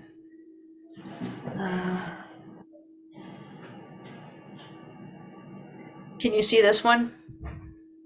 Oh, yeah. No. There it is. Okay. So their proposal was very detailed. I'll just quickly scroll through. You can kind of get the magnitude. I'll go back to, it starts here at Main Street. The way Eric and I left it with L&D was that we didn't feel that this turning lane, these markings were necessary for the bike lane project, and that instead it would start from Park Street or Park Place and not do this. But yet their proposal includes that, or striping anyway, plus a stop bar. And that made me wonder if this was still included in their cost proposal of over $6,000. So there's that question, whether the select board would actually think that, or want that included as a benefit of the overall project. And then the additional markings, the bike lane, the bicycle markings, and all of the arrows. I'm going in the wrong direction.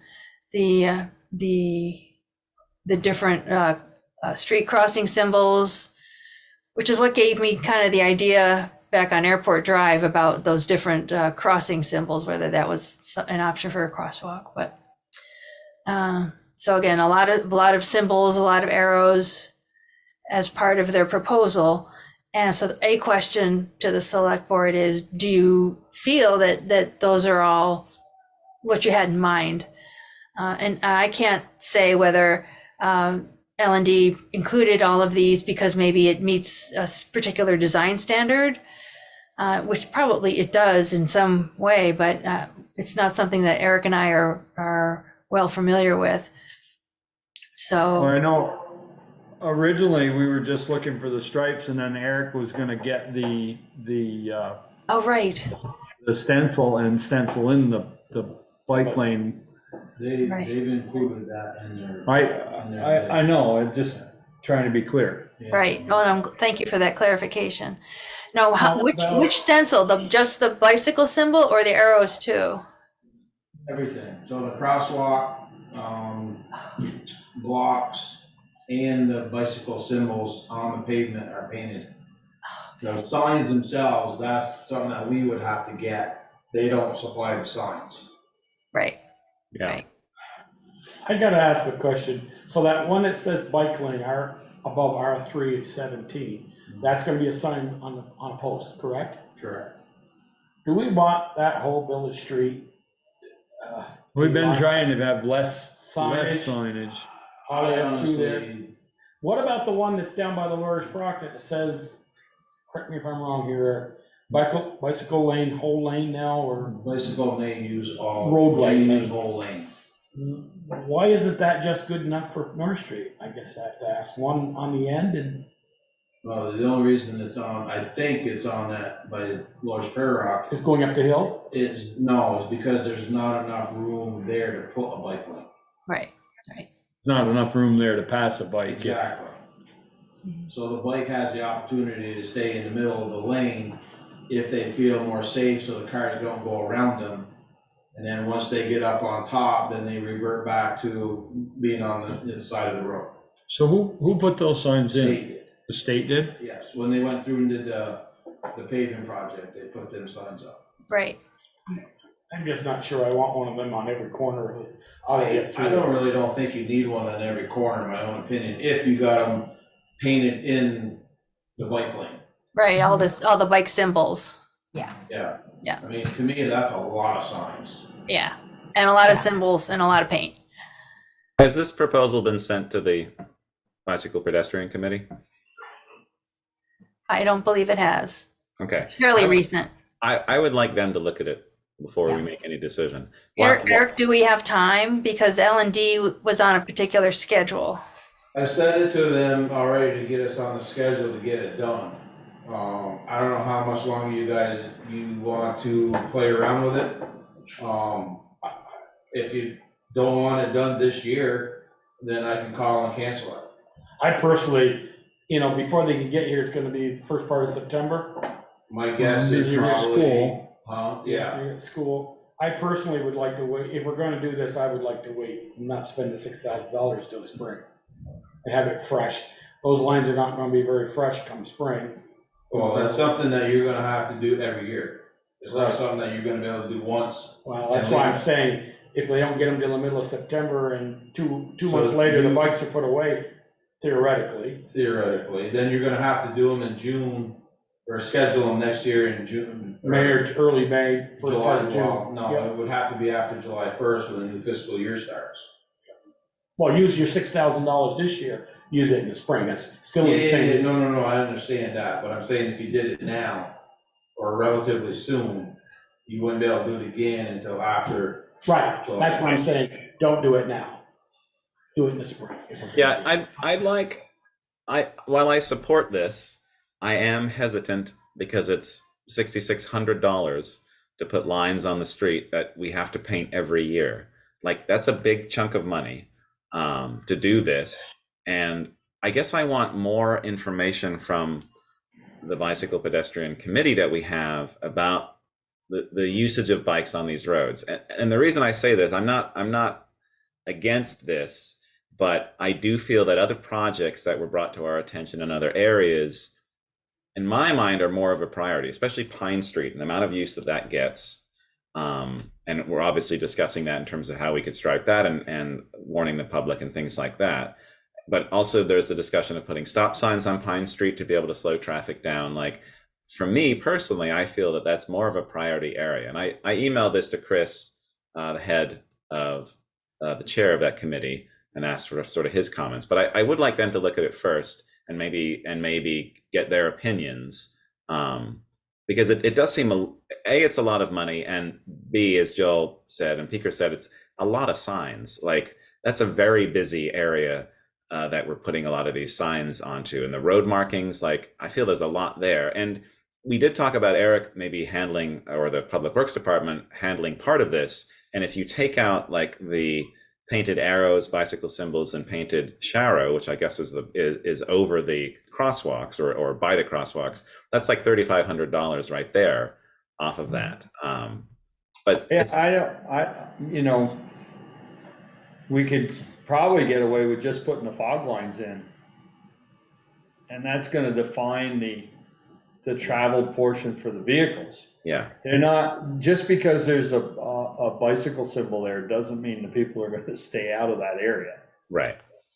And I really don't, the road is wide enough for 4 feet on each side, so do we really need it there? Yeah.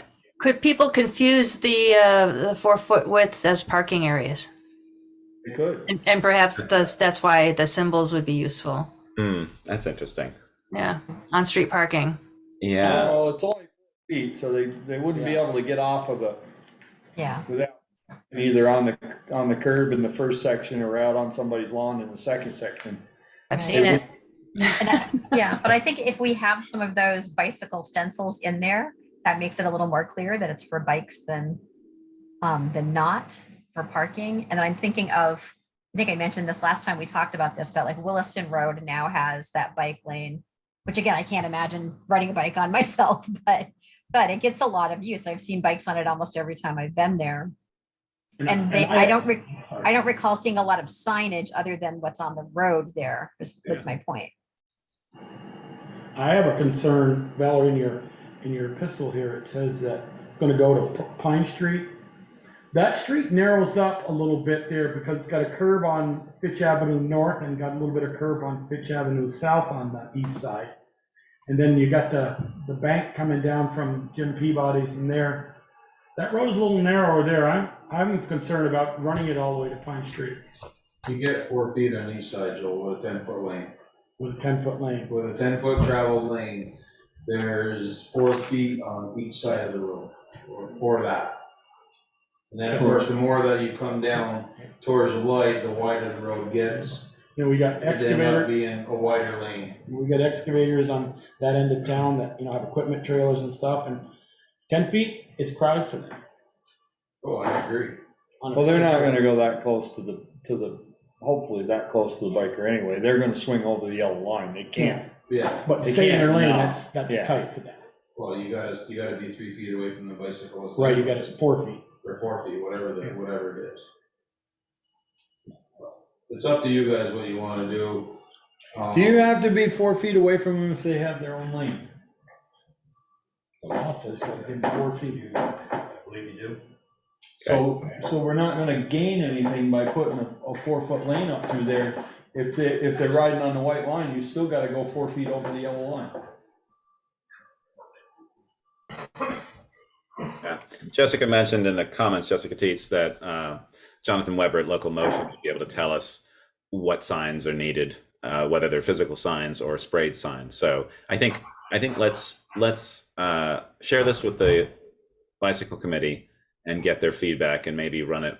They can run it through by Jonathan just to get some more feedback. I do think, it, like Jill said, we are getting late in the year, and while we do have some months left, I think I would prefer to have this more analyzed a little bit more, just to make sure that we're all on the same page with that committee and with the select board, and then potentially do it early in the better weather next year.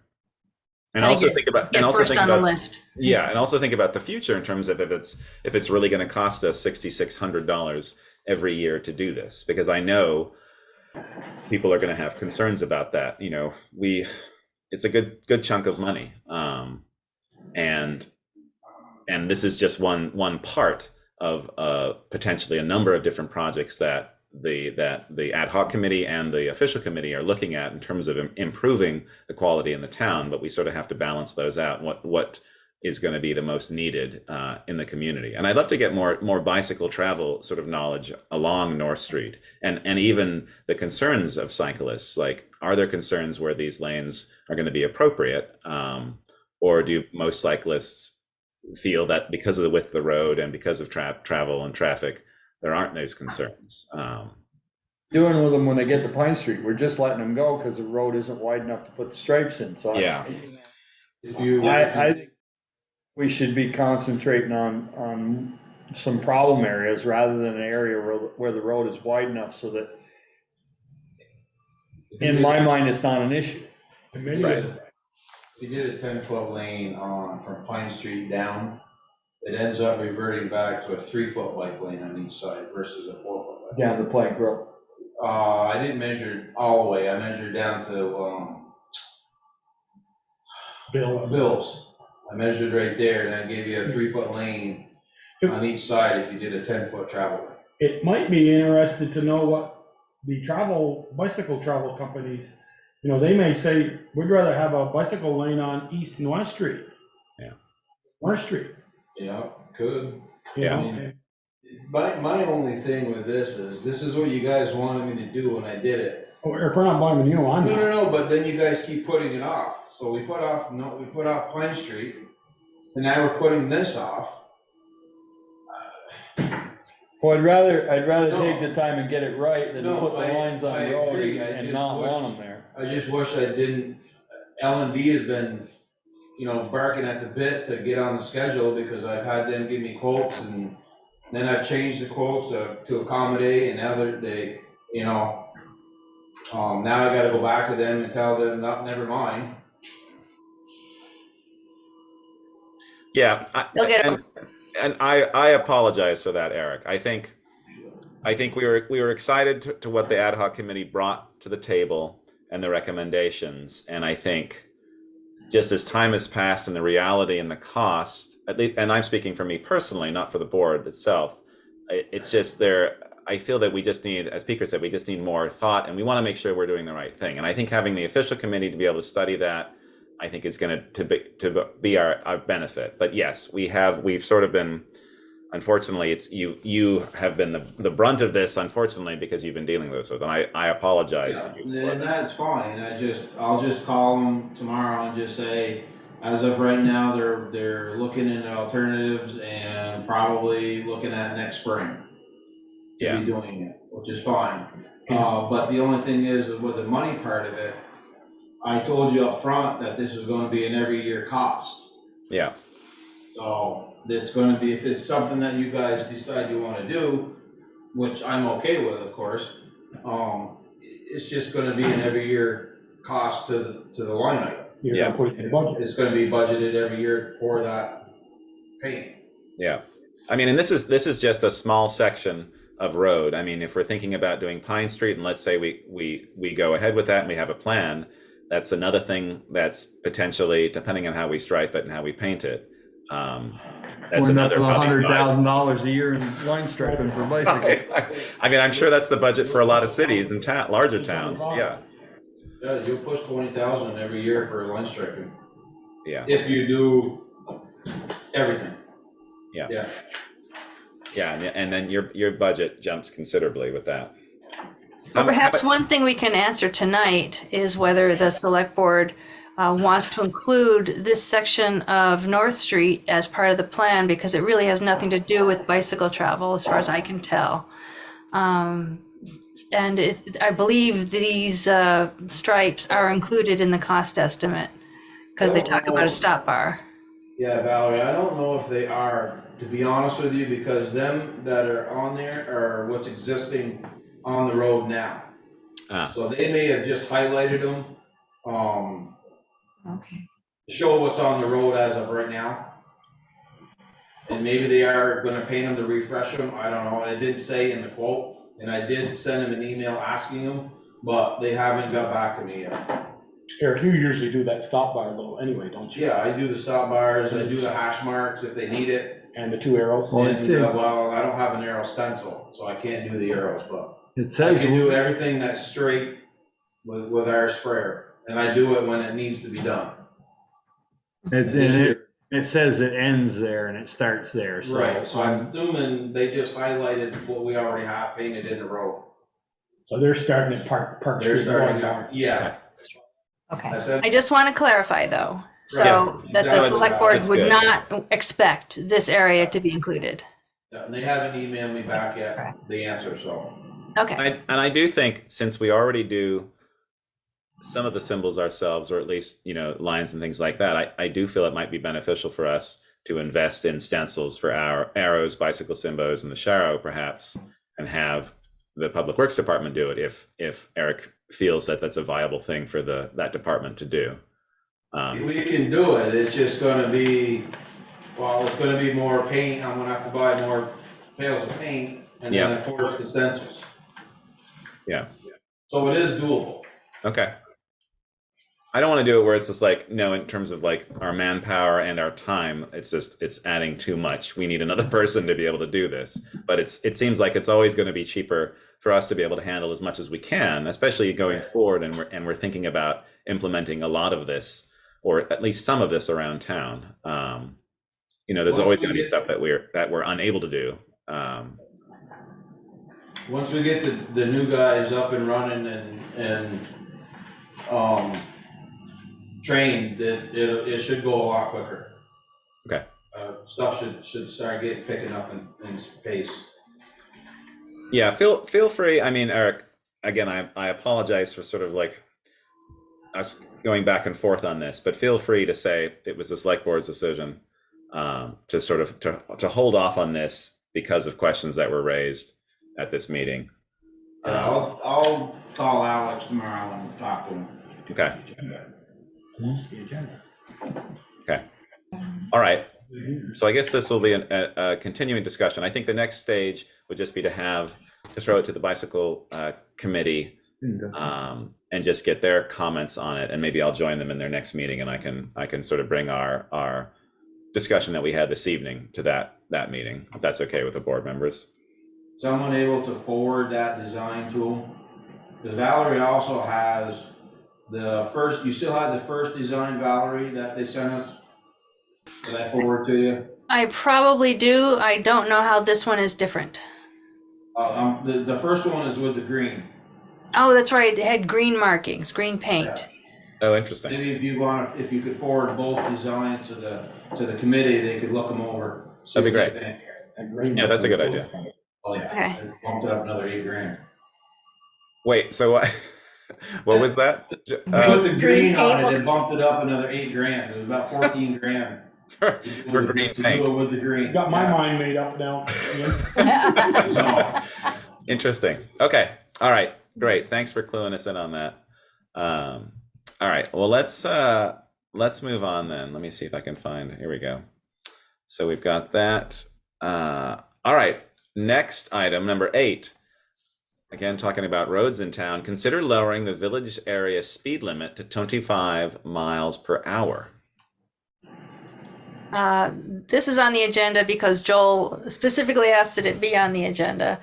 And as I pointed out in my notes, that the select board can't just pass a motion and all of a sudden the speed limit is reduced to 25 miles per hour. It will require an update to the traffic ordinance.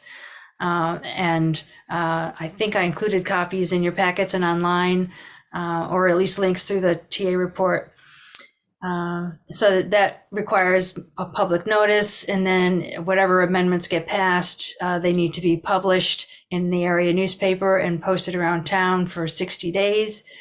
And then if there are no calls for to rescind the vote or have it voted on in a special town meeting, then it becomes effective that after 60 days of the adoption. So it's a process. Well, doesn't come effective for 5 years, right? Because we have to get. Well, that's the other part of the process, because we know that that no engineering study done to date has validated the reason for lowering the speed limit. That it's not supported by an engineering study, and so state statute says that if the ordinance is passed and the speed limit is lowered, then it becomes effective, enforceable after 5 years. Right. And we've known that for a while. And as I noted in my report, we've been talking about this for almost 5 years now. So this 1977 public notice of the ordinance. There's Francis Heffernan. Any relation to you, Peeker? Yeah, my father. Fantastic. I love that. So Val says that this has to be as part of the ordinance. But if you look at this ordinance, it talks about we'll have a maximum speed limit of 35 miles per hour. And none of the speed limits in the village area are 35, they're 30. So was this ordinance changed at another time? Or was the decision made just for it to be 30? That ordinance is a town ordinance, not a village ordinance, because he never had anything to do with the village. And we were a village until 93. Yeah. And actually, Bruce corrected recently that it was reduced to 30. I haven't found the ordinance that did it though, because the signs are clearly posted 30. Sure. It's always been 30 within the old village limits, always, ever since I can remember. Yeah. And I know that I remember when they used to be 50 out Monken Road, and they changed it to 40 and then 35 on the other roads, so that they'd have the ability to stop people that were doing over 50 and ticket them, not to stop people who were doing 41 under 50. It just gave them the ability to stop them at 50 instead of letting them get to 60 before they stopped them. So, Valerie, I'll make a motion that we propose the process of lowering the speed limit in the former village district, police district, with the exception of east, west, and north, to 25 miles an hour. So you're gonna leave them at 30? Yep. Not Main, I didn't say Main, east and west, because they're state highways. And North Street, because that's a much wider street. Compare that street compared to Fitch Avenue or Elm Street or Taylor or up where Ian lives. You wouldn't want to. Then we're gonna have to sign all those streets, whereas as it is now, it's within the limits. It's 20, it's 30. Yeah, so each street will have to. I know, sign. but I don't want to get involved with Route 116, East Street and West. Why? Do we have that as an option to not? Say we do a 25. to not, Everything? If you notice in the parking ordinance, I really am. the parking ordinance is very specific on where parking spaces are allocated on very specific streets, and like 30 feet from this and 600 feet from that. And so, yeah, I worked on that when he was chief. We brought that to him when I first got on the board about the parking was how to give out tickets or not tickets. And we said, we really needed to clean that up. I do Right. remember when I first got on the board about that. So in other words, the speed limit ordinance can be similar if you want to specify certain areas of the streets to be 25, but they would need to be at least. I don't think we want any exceptions to 25. I think when you come by where the sign says 30 now, it should say 25. I'm not opposed to it. I just thought, didn't want to get in the big hassle with the wider street being east and west being 116. Whether they're going to say, no, you don't have any authority over that. They don't give us, we're kind of like the. Everywhere's else posted. I mean, there are a lot of places where the speed limit is 25 that it doesn't make any sense at all. And it makes perfect sense through our community. So do we in fact have to pose this as an ordinance change, or because that ordinance is so old and it was two different parts of town, that we can just make a motion as a select board? Or do we really have to do the ordinance as Val has stated? It needs to be in an ordinance, and perhaps Bruce can clarify on this, and perhaps Sharon might have come across a more current ordinance that I have not found yet that we can work with. But this is the most current one that I have. Bruce, any thoughts on this? On the current 30? The ordinance. The ordinance, yes, I will forward the copy that indicates where it's 30 miles an hour.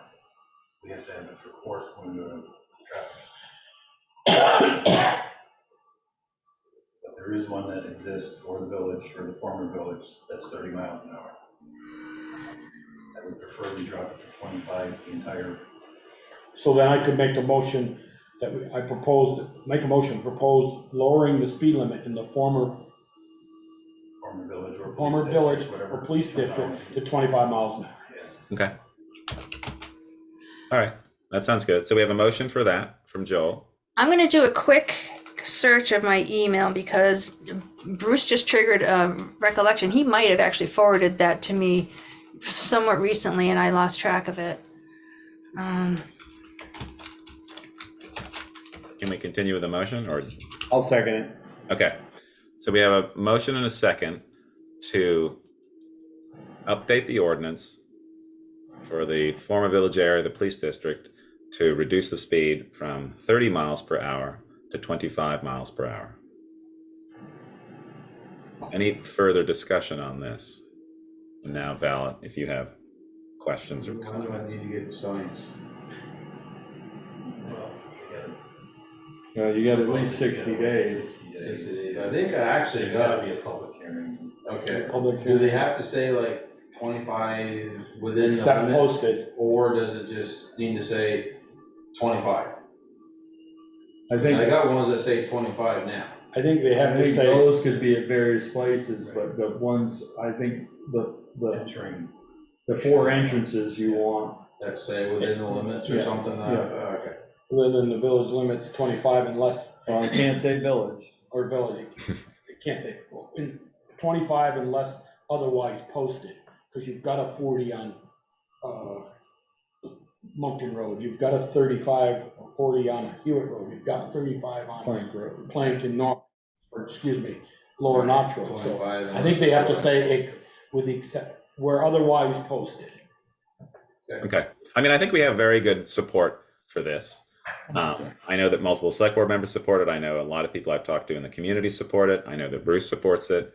A question for Bruce, and maybe he knows, maybe he doesn't. So the one issue that we've always talked about is the ability, as Joel had stated, to change the speed on the state roads, but even though the state roads become our roads as we come into town. Is there an issue with that by just putting it a blanket 25 in the whole area? Does the state come in and talk to us about that, or do we just wait the 5 years for it to officially change? I think you One way to find out. You've changed it to 30, so. I'm Right, assuming that's true. Down to 25 is.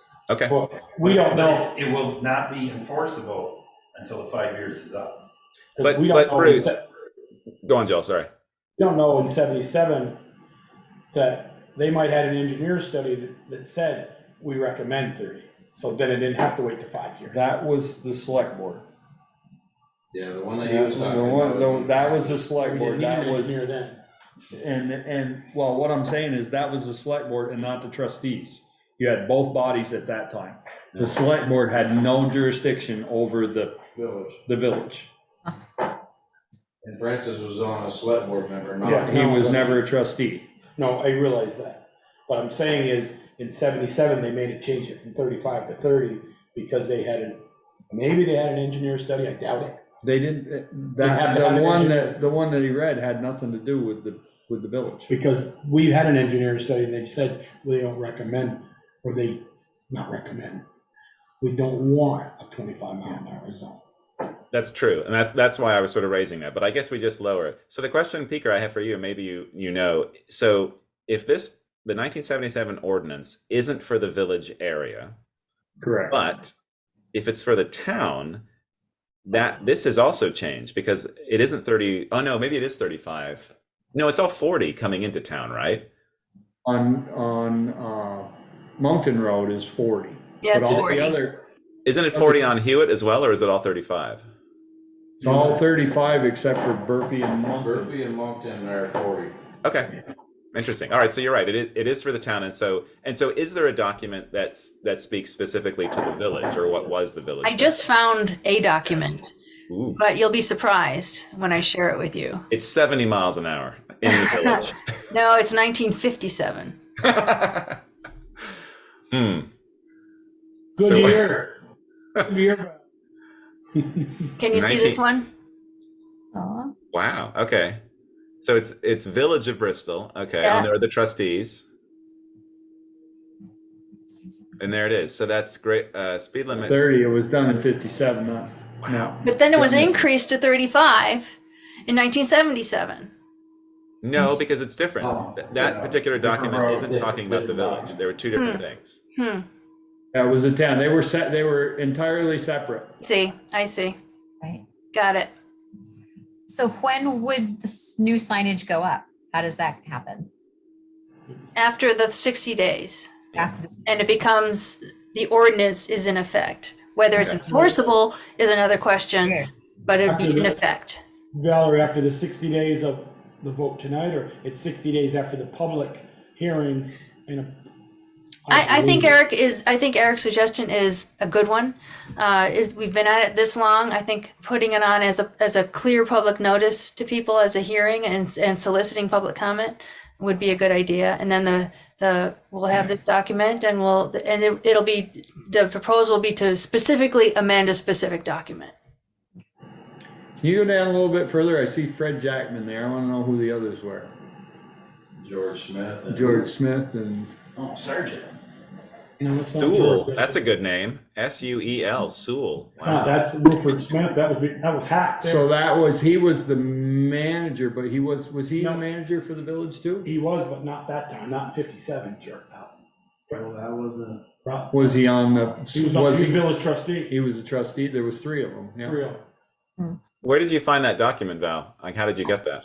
Well, I had it in my ordinances folder, but apparently I overlooked it because it was dated 1957. And I thought, nah, that couldn't be right. And this is probably from the vault, right? Ultimately, yes. Yeah. Okay. Yeah, if you could send that to the select board, that'd be great, just so we have a copy of that ourselves. Yep. Yep. And Fantastic. do you agree that at the next meeting we'll have an actual public hearing on this amendment? Yeah.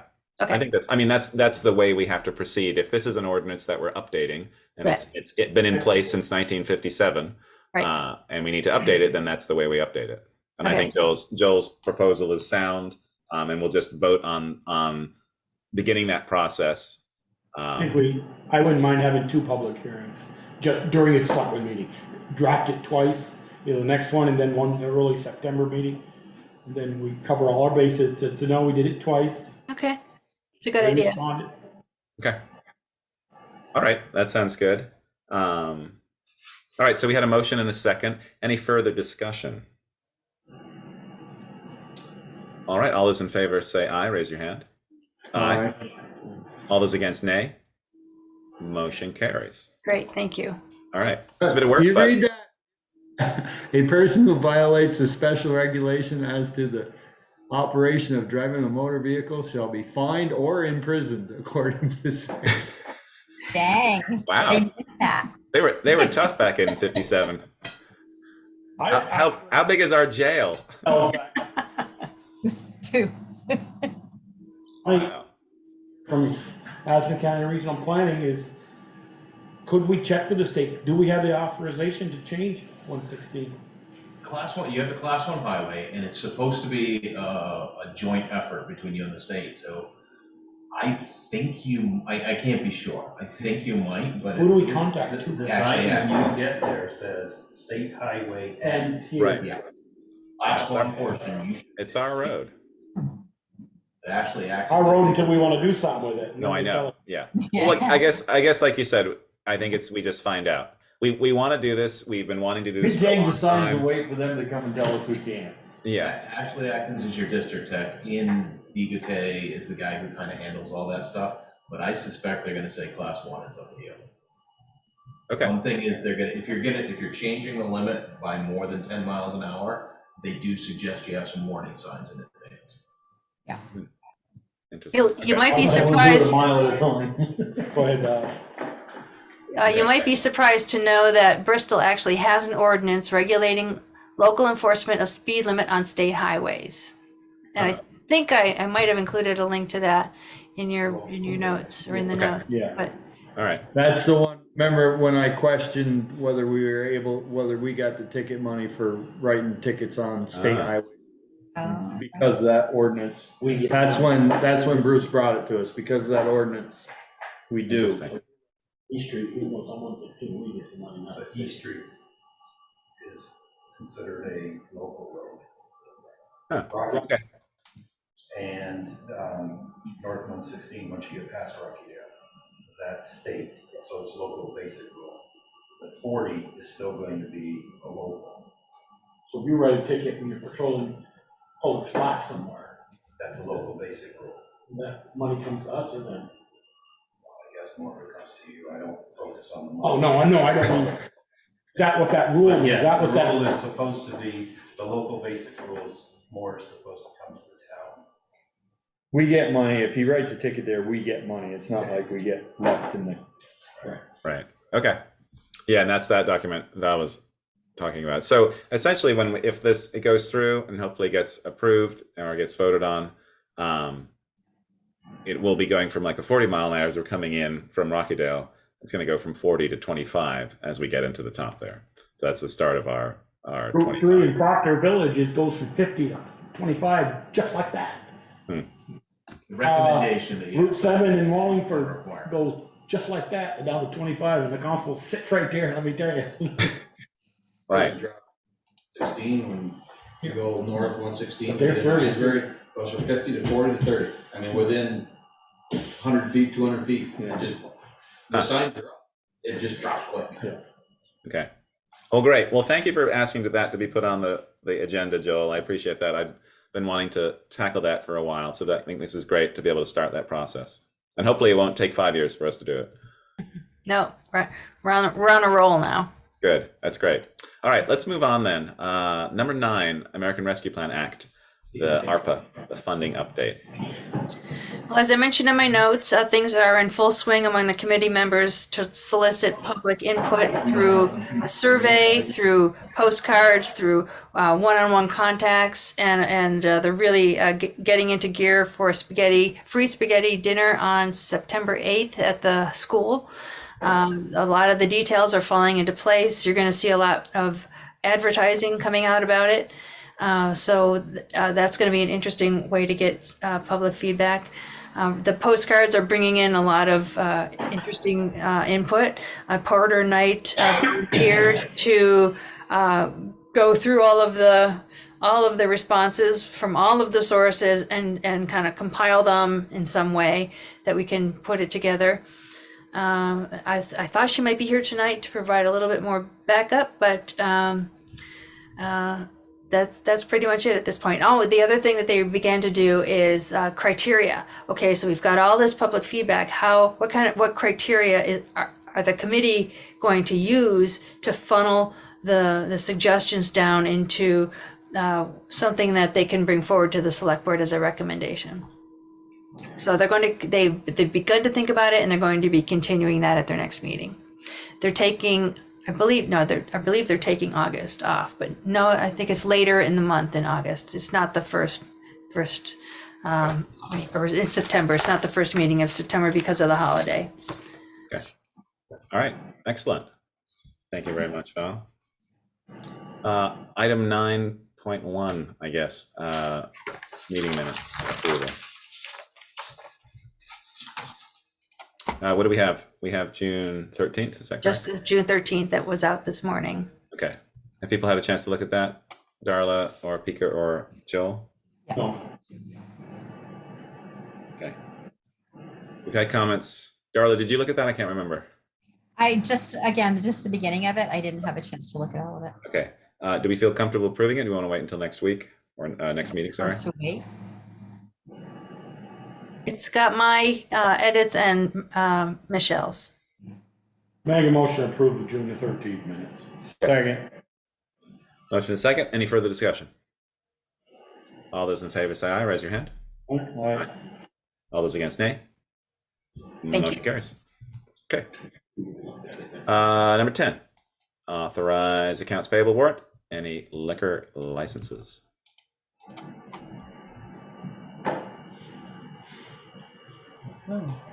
Warrant was, what was the warrant, Sharon? You bumped it up a little bit. Yeah, the warrant's 89,843.75. I've got it here for people to sign. I Okay. bumped it up because we got the radios for the police department and it's a grant. And if we wait 2 weeks, it'll be a month or so before we get reimbursed. So Yeah. I went ahead and added it. Terrific. Any liquor licenses?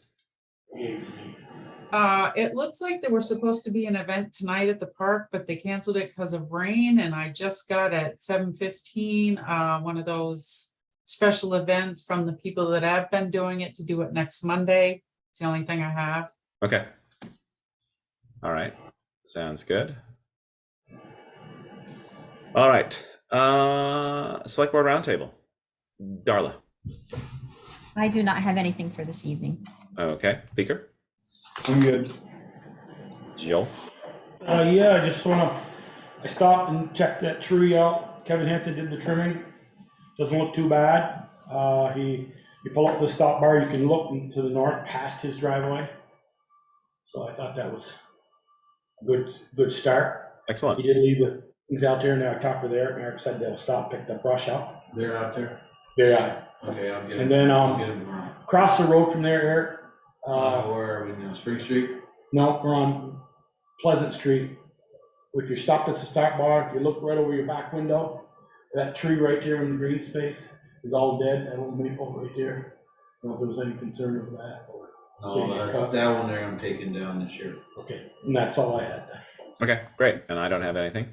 All right. Where are these trees located? Pleasant Street. Pleasant Street, about Pleasant 100 Street. feet, 100 feet on the south side of Pleasant, about 100 feet west of north. Got it. Okay. Item 12, town administrator's report. Val, anything to add to your report? Nothing to add. It's been a busy time, but what I do want to mention that related to Department Head Roundtable, Brett emailed us a written report of his update. In the past, Ian had read it. It was copied to Ian and me by email right at 7 o'clock. So how you might want to incorporate that into the discussion. Maybe Ian would want to read it, or Can we just include it in materials? Yep, the appended. And add a link to it into Yep. the minutes? Yeah. Or paraphrase it? I'll forward it. I think we'll forward it to all the select board members so you're aware of what he intended to report. Okay. Yeah, and if we can put it on the town website, then people who are interested have the details there. We'll append it to the minutes. Okay. All right. Anything else from your report, Val? Nothing new to add. Okay. Other business, correspondence reports, correspondence received. Anything to add there? Just highlighting the kudos to Maryland,